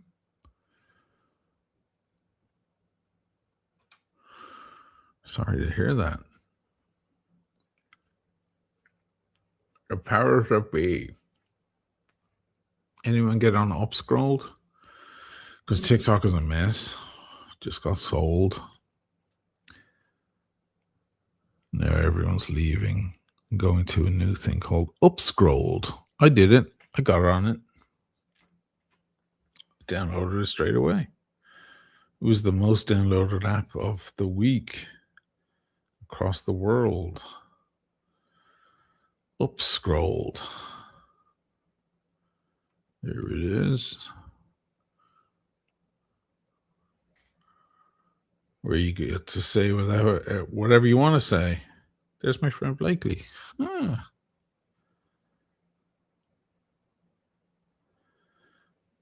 Yeah. A lot of politics, of course. Because now there's things you just can't say on the other channels, on the other apps. TikTok is fucked, man, especially in the US. It's on its way out.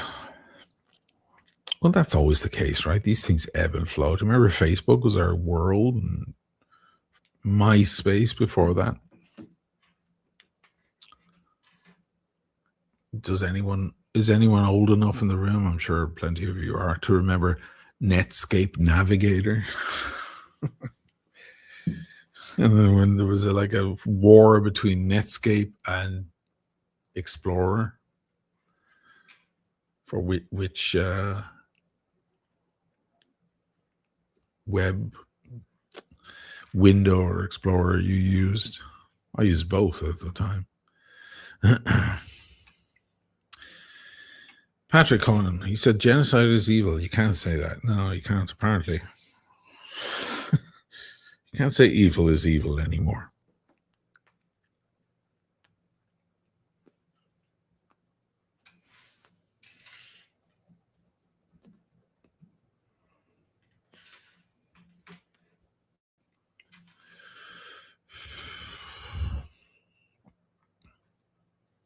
Freaking AOL. I never had the AOL. AOL had its own dial-in. It had its own browser and its own dial-in and its own mail. You've got mail. Remember the voice? AOL had a whole package deal. It was like hi-fi, you know. If you're into hi-fi systems at home, you like separates. It's a term. You like separates. You want your, I don't know, your Macintosh amplifier, you know. And you want your Thorns turntable, and you want your SME tone arm, and you want an Audio Technica moving coil cartridge, and your speakers should be, you know, there's all these different. My favorite ones were Castle Audio. A lot of people bought Mission. They were from Brussels. Castle Audio were handmade in England. My dream hi-fi, I never got it because I never had enough money. I had a nice separate hi-fi when I was young. But I never got, when I finally started making decent money, I had left that whole world and forgotten it. Now I listen to music and the way everybody else does, digital stuff. But I think if my ship really came in one day and I bought a fucking massive mansion, I would build that perfect hi-fi room, you know, that has soundproofing in it and dead walls and nothing but one chair in the middle and a low lamp and the massive speakers, and, you know, stick on Miles Davis Sketches of Spain on vinyl or whatever. But my dream was, I remember the turntables. I always thought American turntables were the best, which made sense to me because American guitars were the best. Because being a musician, so it was the Townsend Rock Reference turntable that was $12,000, and when I was into this shit, spending $12,000 on anything was just out of was not even to be considered. Now, all these years later, look at that. The fuck, life is weird. Then, what was the amp I liked? Was it Lin Audio? I can't remember. And Castle speakers or electrostatic speakers, right? So it's separates. So think of it now. You have separates. And your computer. You have, let's say, you have an Apple computer, right? So that's an Apple laptop. You're using an Apple browser? Maybe not. You're probably using Google Chrome. That's a separate. Then to listen to your music, you're using Spotify or whatever. All the different services that specialize in the thing that they do best, right? And before you ask, because I get asked every fucking day, these are RCF speakers, are handmade Italian speakers. And they're fine. They're like NS10s. They're like Yamaha NS10s with an Italian touch. NS10s are cold. Everything from Yamaha is cold. Their pianos are freezing cold. The sound of a Yamaha piano is just, it sounds like ice. And their basses are fucking cold. Owen O'Neill, I remember the Irish bass player from Moving Hearts. He was big into the Yamaha basses. Yamaha make trumpets. They make all sorts of stuff. And motorcycles, etc. These are like NS10s, but they're warmer. They're called RCF. I don't know if the company still exists. So, what was I saying? Oh yeah, so AOL had their whole it was an all-in-one, which was the equivalent of like buying a Sony big stack, remember? Or the Pioneer stack that had the tuner, the amp, the double tape cassette at the bottom, and the turntable on the top, and then the matching speakers. It was all in one. None of them were very good, but it was a big matching bunch, right? You want to get serious, you have to go for separates. That separates the men from the boys, right? Anybody into fucking hi-fi? I'm sorry. NAD, yes. ASD. There's a pair of NAD speakers back in my mother's house. Myself and my older brother were big into this stuff, and we pooled our money together many times to try and up our game. There's a pair of NAD speakers in the house with the woofer driver and the tweeter in the center of the woofer.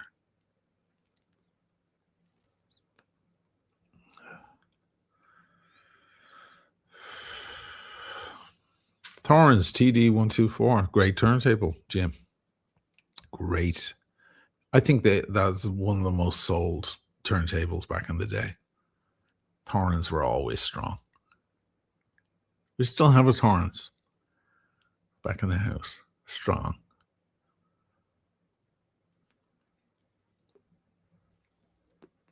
But the dream, and then of course there was the Riga Planar, right? They're still selling those things. They're still selling the Riga Planar. Still a popular turntable. So minimalist,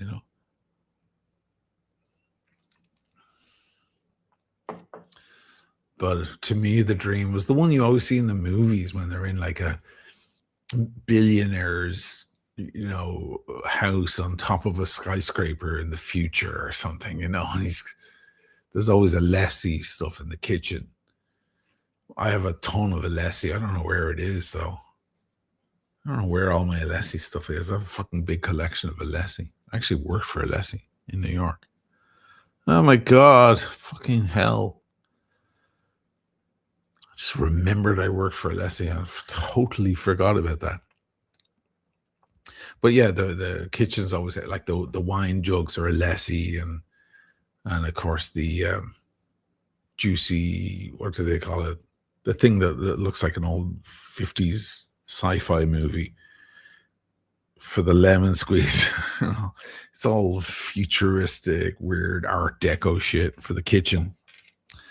And then, of course, the turntable was always the Townsend rock reference with the weights. You see the big weights on the record. They didn't make a tone arm. You had to buy a tone arm. And if you were ever buying a tone arm, you have to buy SME tone arms. Without a doubt, greatest tone arms in the world.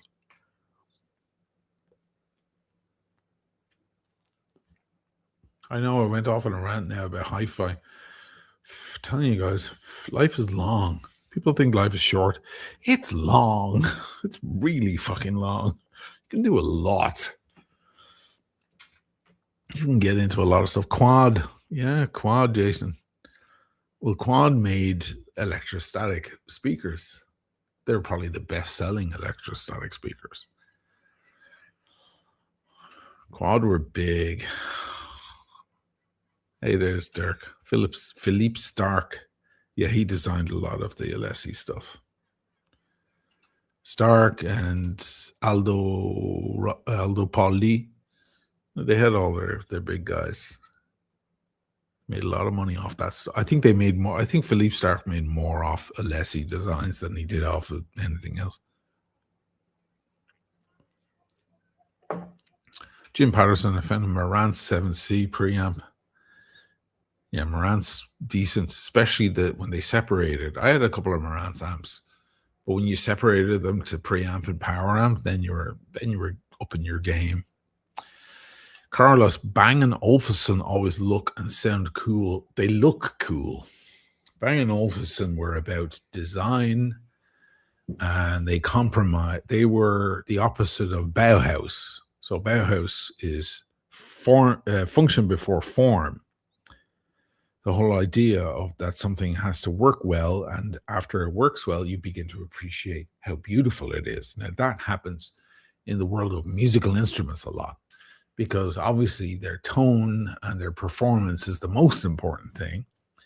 And then we begin to appreciate how gorgeous they are. Even if they looked ugly at first, they become ugly pretty, you know. That's the essence of Bauhaus. Whereas B&O were about form before function almost.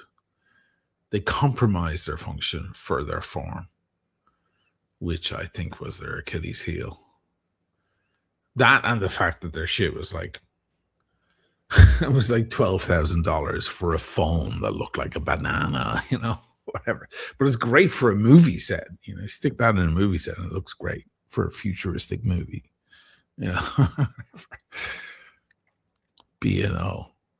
I always felt like B&O were setting themselves up for dating themselves. Like their designs, no matter how modern they tried to look, were always going to be dated within a year. They're going to look like they're from the 70s, you know.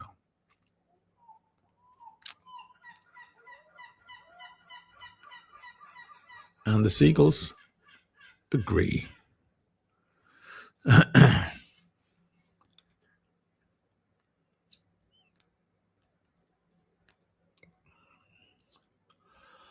Yes, I was into hi-fi heavily, and we had stacks and stacks of vinyl. They're all still back in my mother's house.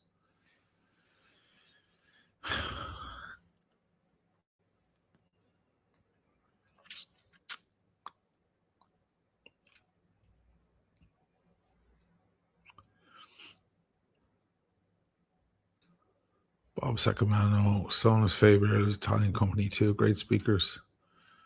Yeah, the handmade Italian stuff is good. But for me, the Kings were England were creating amazing shit. the Americans were building some fucking badass shit as well. There you go, Macintosh. Yeah, it was pretty high level stuff. They got really into it.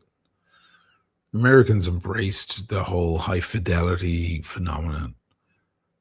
The Americans and the Brits were the pioneers, really. They were on the front lines. You know, Americans said a lot of them had 8 tracks. I never had an 8 track.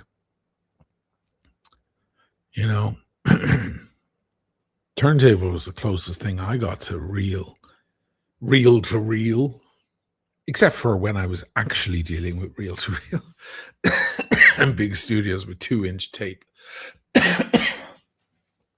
which I did deal with a lot, which I suppose is about the most high fidelity thing you could ever interact with. But it's not like I got to enjoy that in my living room, you know. Those things it's a whole different thing. Industrial level stuff. But at home, people with a reel-to-reel machine, an 8-track reel-to-reel, that was pretty fucking high quality. And then, of course, a great turntable and a heavy, 200 gram, 220 gram print on vinyl. Something to behold. Then the CD came along and ruined everything.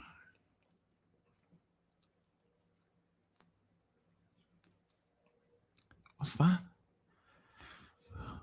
Sorry, skips. Bob Sackerman, what do you think about Scott Galloway? I like his commentary, yeah. He's a very smart guy. That's politics there, man.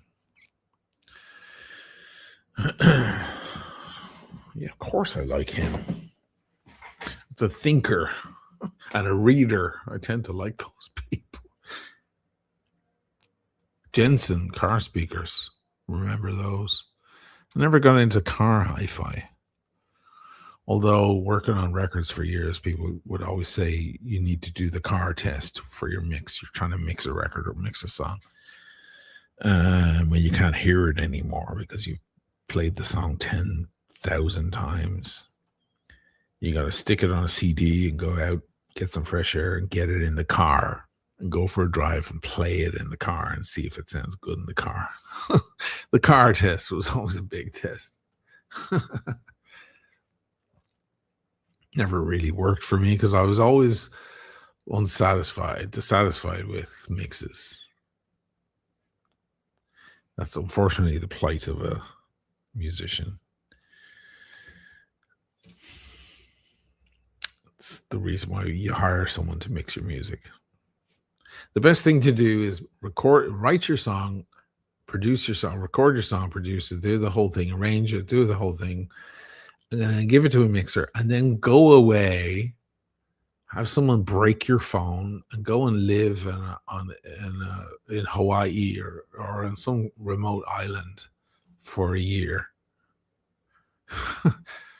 Yeah, have ICE arrest you and deport you to Ecuador, to some prison where you cannot have contact with the outside world, Because if you hear, as a person who writes and produces music, if you hear your mix, you won't like it. You just will never like it. Then a year later, come back to civilization, order a drink at the bar, somebody puts on your song in the fucking bar, and then you go, oh, it fucking sounds good, man. You've saved yourself a year. I don't care what happens in Ecuador in that prison. You've saved yourself a year of pain. Trust me. Because we're never happy with the mix. Bands are never happy. I worked with jazz artists. They're the worst. They're the fucking worst. They're even worse than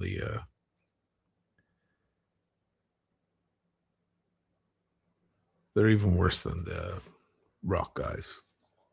The rock guys are probably the easiest to work with, and they're not that easy to work with. PK Pandy isn't in the audience, thank God. He's the kind of a legend of studio building, and so he's a big supporter of the channel. had dinner with him and others in Miami last year. If he was in the audience, he'd have a lot to say about this. This is a whole other world, guys. Never mind watches.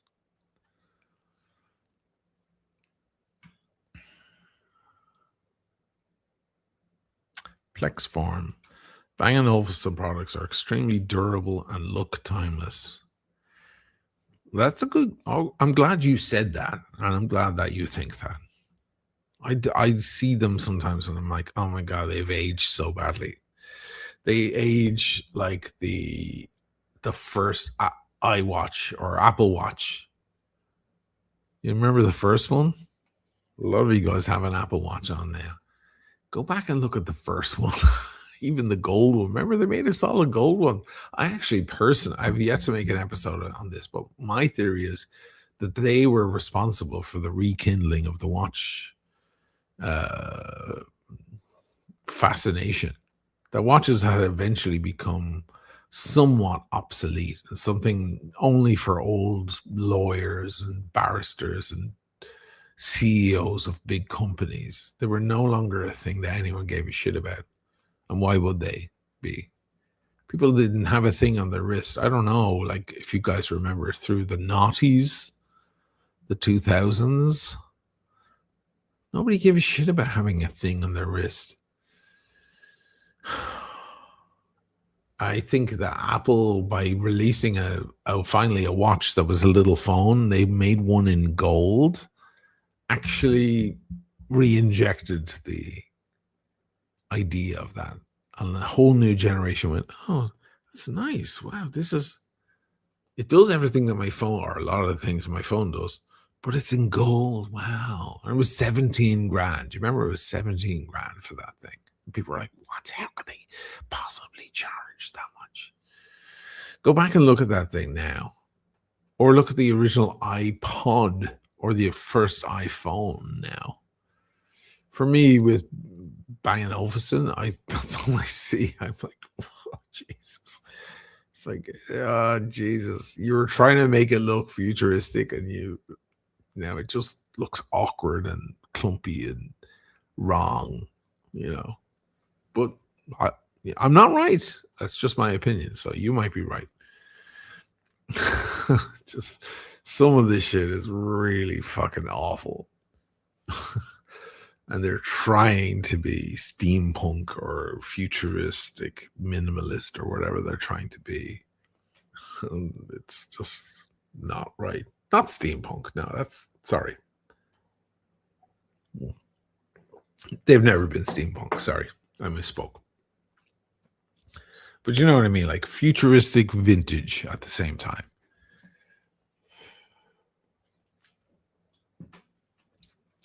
What are you guys saying to each other? I was watching guys since I was 10. Well, that's cool. I'm talking about the general masses here.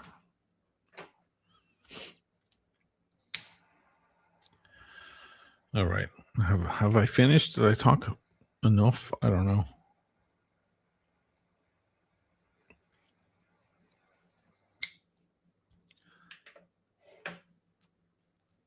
You know what I'll put on to finish? I'll put on this 5512. The quintessential sub. The sub. Everything else since then has been a variation on this exact watch. Monumental.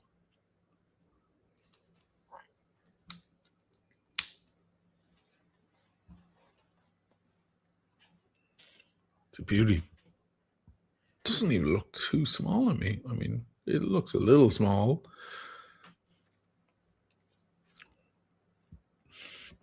Time and tested. No, talk more. I think at this hour, or getting close to this hour, I go over to Dirk Kennedy where we both talk. I know he's very different paced and he's louder and frankly, more fun. But you have to recalibrate. Maybe you're getting sleepy and you don't want to be woken up by Dirk's energy. He has a lot of energy. Patrick Cullen, love that sub, just can't afford it. Well, it's less than you think. It's worth about 18.5 on the market.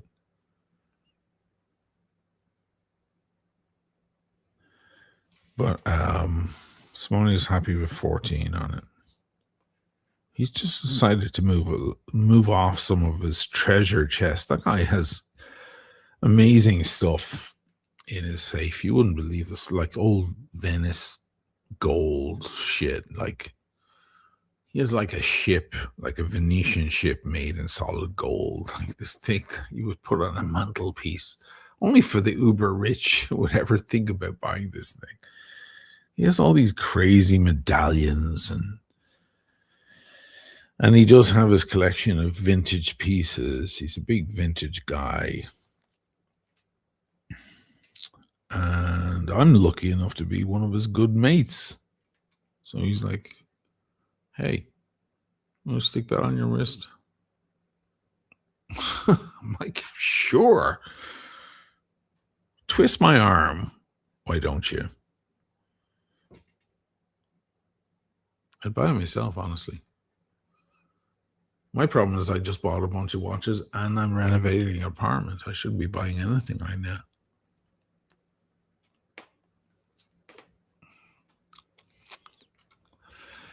Darren, does the sub have any noticeable band stretch? There's a great question. Well, first of all, you should keep in mind this is the original, which is extremely hard. I've seen loads of them around that don't have the original bracelet because they get replaced over the years. This has the original. It doesn't have the fold over. It has like a simple one click. See? So let's look at it. Great question. Thank you, Darren. There it is. Hold the watch straight. That's it. Yeah, it's about right. It's actually better than you for 1968. It's actually better than you think.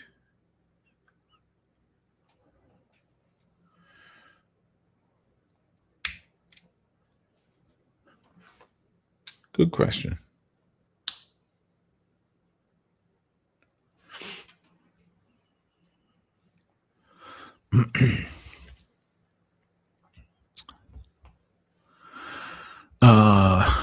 Multi-sac. Oh, everybody's coming out of the woodwork now. The fucking chat was dead for ages. You know, it doesn't look good, guys. Can I just say something to you all right now? When there's a lot of people in the room and nobody's saying anything, you know what happens? All the trolls who hate me and want to fucking badmouth me, they think that it's made up, like the figures are made up. Because they're like, oh, there's no way that he has that many people watching because nobody's talking in the chat. So if you have something to say, at least say it. Don't just sit there stum. Interact. Sorry, but you're not doing me any favors by sitting there just not interacting. Interact. I don't know who you are. I've never seen you before. Multi-Sacmo. Good to meet you. Thanks for making a comment and hopefully liking the video, hitting a thumbs up. Talking still hi-fi. I got into Cyrus hi-fi, power amps, preamps. Agree on the day date, white gold, and a blue, a more dial suite. Geez, though, would that day date ever get on my wrist? Oh, I'd wear it every day if I had one of those day dates. If I had that Fume dial Martin Scorsese thing, I don't know if I'd wear. I don't know what I'd do. I don't know. Be that in the AP Chrono, probably. Loves auto detail. Hey, brother. I saw you commented on Adrian's video. Somebody sent me that. Good for you, man. Hey, let your voice be heard, man. By all means. Legend has it. Oh, you're talking about this. Adrian Barker can't buy a Pepsi, so he's trying to tank the secondary market. Adrian Barker has been trying to tank the secondary market for years.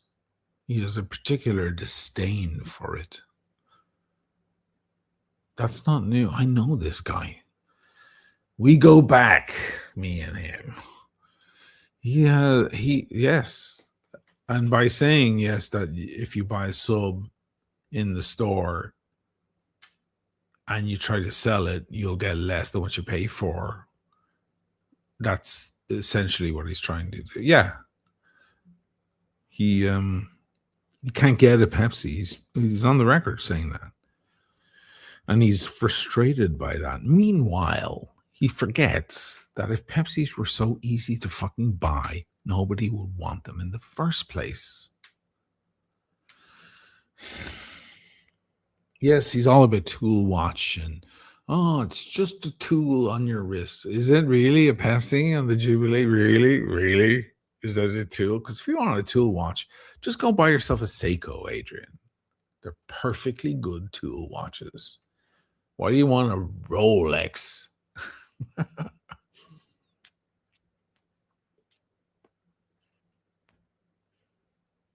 People forget that. Like, oh, I should be able to walk in and buy whatever I want or be offered whatever. If that were the case, listen, that is the case with Longines. Longines, perfectly good brand, great history, huge. As big a history as Rolex. Great watches, beautiful. You can buy it. You can walk into any Longines boutique or a place selling Longines and buy any one you want right now. Are you going to do it? That's the question. This is so funny to me how people mix that up. All I want is a no-date sub. Why is it so hard? All I want, ... All I want is a supermodel to marry who loves me. That's all I want. Why is it so hard?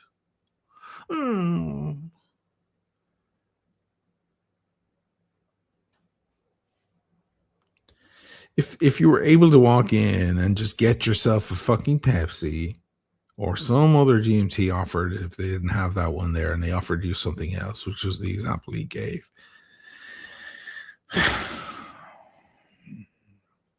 Sure, someone would still buy them, but they wouldn't have the premium they have. Now, which came first, the chicken or the egg, right? This is the big question. Is the scarcity created by them in order to create the scarcity? Or is it just that everybody loves the product so much, which should be Adrian Barker's thinking when you think about it, that they sell out and there's a high yield, there's a high supply and demand issue. That they are such beautiful watches and they do have such a prestige that they sell out very quickly. And therefore, if you want the Pepsi, you have to get in line. That one makes a lot more sense. If a big fucking famous band come to your town, there's only so many seats in the arena. You gotta get in line and get your ticket if you can. If you don't, you're gonna be stuck outside. Why is that such a weird thing to figure out? I don't understand. If the arena expanded, let's imagine this, right? Let's say Taylor Swift or Oasis or someone who's selling a shitload of tickets right now. The arena is 40,000 seater, right? Let's say if, as people are wanted to buy tickets, let's say it sells out of 40,000. 40,000 people buy all the tickets, sold out. Some of those tickets went to scalpers now who are selling for a profit. That's a problem. Where there's money to be made, there'll always be people hanging around trying to do it, right? But let's say when it gets to 40,000 and people continue buying tickets, the arena expands.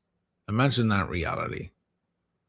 Just pretend for a minute that the arena just grows to a 45,000 seater and a 50,000 seater. And it just accommodates the amount of people who want to be there. Would the ticket price be the same? Would the whole thing work? Now, in a way, that's a bad example because the people closer to the stage have a better experience in most cases than the people back at the nosebleeds. Whereas a Rolex Pepsi is a Rolex Pepsi no matter what, no matter who you are. If you're a billionaire and you buy one, or if you're a guy who saved up his pennies all year to buy one, you're still getting the same watch. So the analogy collapses like all analogies. If you stretch them far enough, they eventually collapse. So it doesn't quite work, but think about it that way. The value of the thing goes down,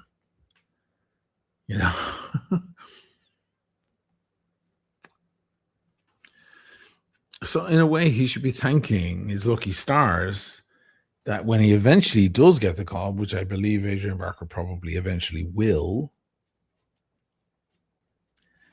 get the call for a Pepsi, and perhaps that's why he's made it vocal on his podcast or whatever, in order to maybe inspire some AD to say, hey, we should probably give him one of these things.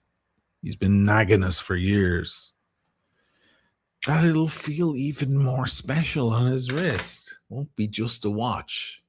After all, he can get a Tudor Pepsi, or it's a Coke, isn't it? Yeah, it's not a Pepsi, but it's a Coke. There's a Tudor version. Could buy that tomorrow, maybe at a discount. There's lots of other brands who do beautiful GMTs with red and blue bezels. Why does he want that one? Ooh, I wonder why. Gee whiz, how does this work? I wonder. I've been saying this for years, but why is the cork on the fork? Why is something very simple to explain being made out to be complex?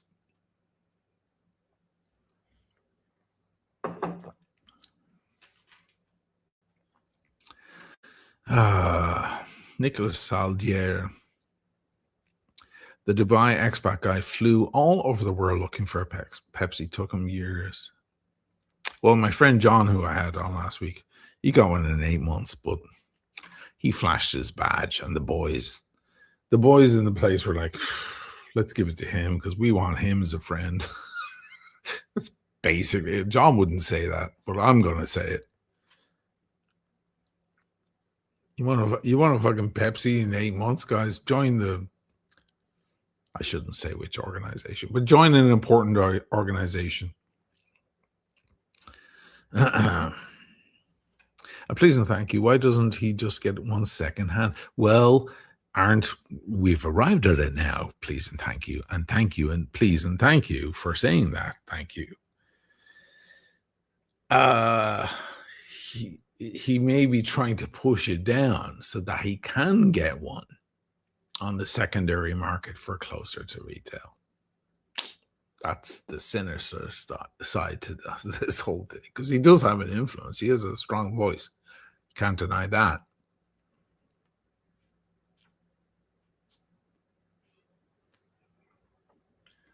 I said it last week. For me, the price of the watch is the market price. That's the price.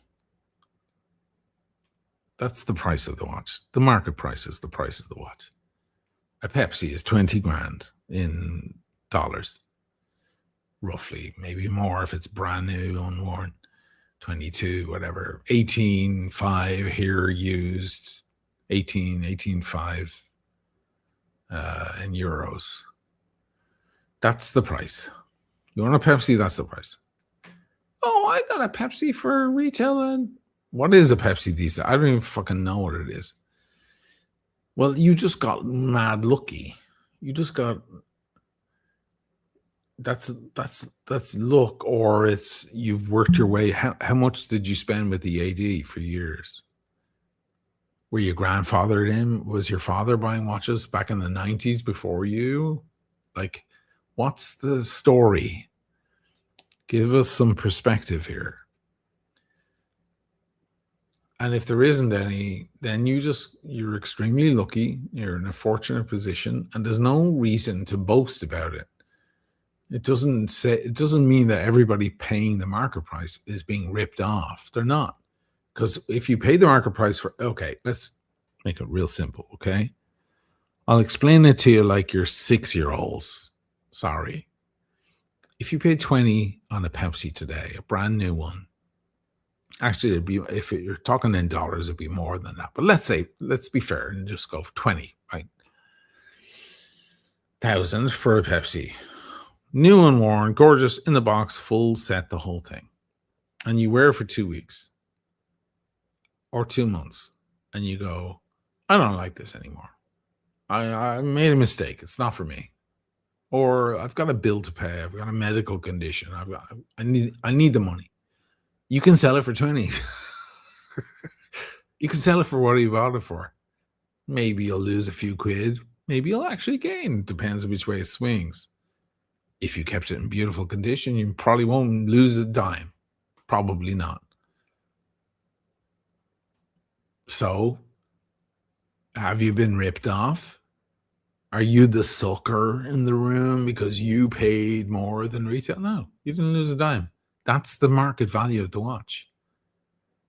The worst crowd, here's the worst crowd, and I hope John doesn't get offended because he's unfortunately falls into this crowd, but we love each other. We disagree a lot, but we still get along.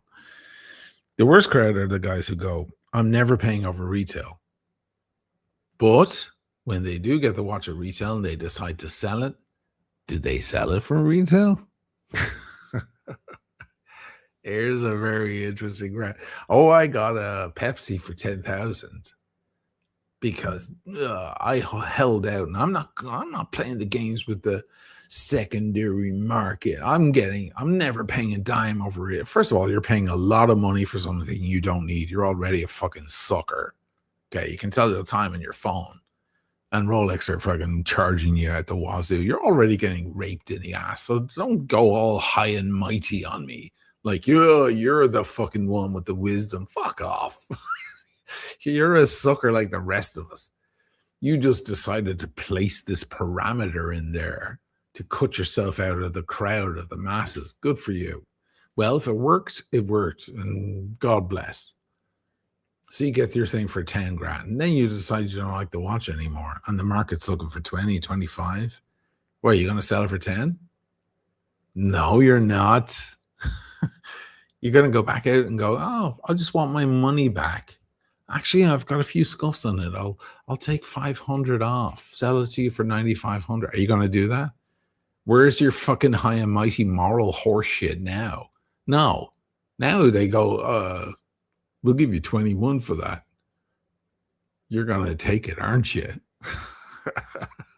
Of course you will, because you'll fly which way suits you, depending on. So don't fucking pretend there's any like moral standing. There isn't.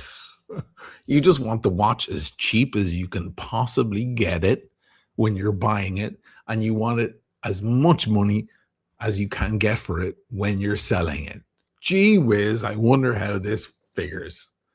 What's the math going on here?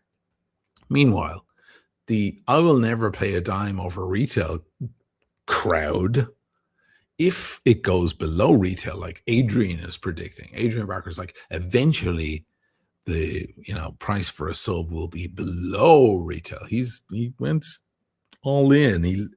He lent in, right? He leaned into his theory there. God bless him. Okay, so let's say a sub is whatever, 10, 11,000, whatever it is from Rolex, and they're going for 8 on the gray.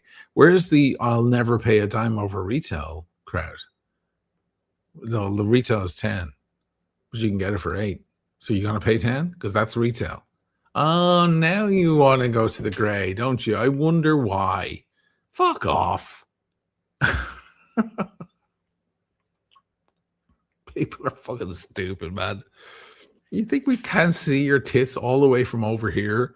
We can see exactly the shit you're saying and the things you think you're saying. It's pure bollocks. The price of a watch is the market price of the watch. If you're lucky enough, you're that one guy in 500 or 5,000 to get the call for the watch at retail, then good for you. You won the lottery. It's like spitting at people who play the lottery you win it. You play the lottery and someone's got to win it, like one in it, millions of people. Someone's got to win it, right? Usually someone wins it. Imagine that winner going to all the people who lost, who didn't win, and going, oh, it was easy. Hey, I won. What the fuck is wrong with you guys? What's wrong? No, you just won. So shut the fuck up and fade off into the distance, please, because you're the exception to the rule.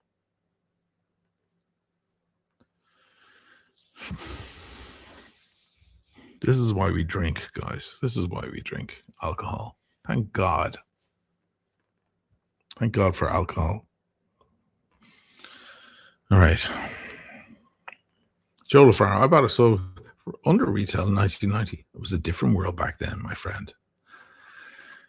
Were you watching YouTube videos about what? Were you looking at a drunk Irishman on a Friday night go on about watches for 2 hours back in 1990? No. Time marches on, my friend. The world changes.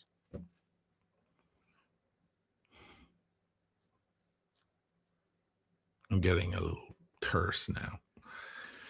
It's the booze. I better go over to Dirk. He's already, what time is he? It's already half an hour into his show. I better go over. Thanks for listening to me.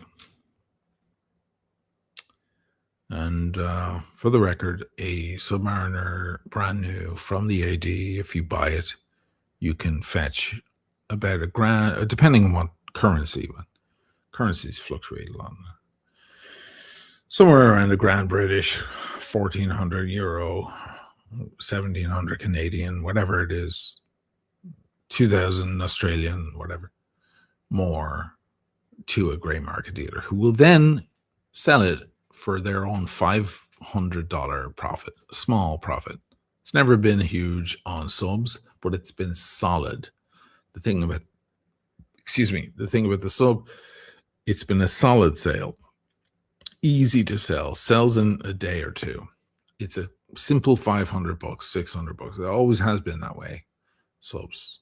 Never a huge margin, but a solid margin, a reliable one. They'll buy it for 10, sell it for 11 the next day. It's always been that case. There's never been a huge profit on those. Or what did Adrian say? A massive profit. There's never been a massive profit on those. There's nothing unusual about it, and there's no reason to suck anyone's dick. All right, I'm out of here. Time tested, Ryan. Hey, Ryan, good to see you, brother. All right, let's go over to the Dirkus Maximus. Let me get his link. I don't know what he's talking about over there. He's higher energy than me. You have to forgive him, right? He's fun. He's more fun. There's more wisdom from this guy than there is from me. But yeah, he's high energy. He speaks at 400 miles an hour. It's a different thing. So if you're about to nod off, you finish your bottle of wine or whatever, maybe you're not into it. But if you want to keep the conversation going, here's the place to go. It's in the chat. There's a preview. You can't click on the screen, obviously. You got to go down to the chat. Some of you will be popped over there automatically once I end this stream, because hopefully the YouTube machine works. So once I end, you'll all of a sudden find yourself with Dirk in front of you, and I'll be in there in about 10 seconds. See you guys over there. Thanks for listening to me rant. As always, peace, love, Sub 5512. Dang. Take it easy, guys.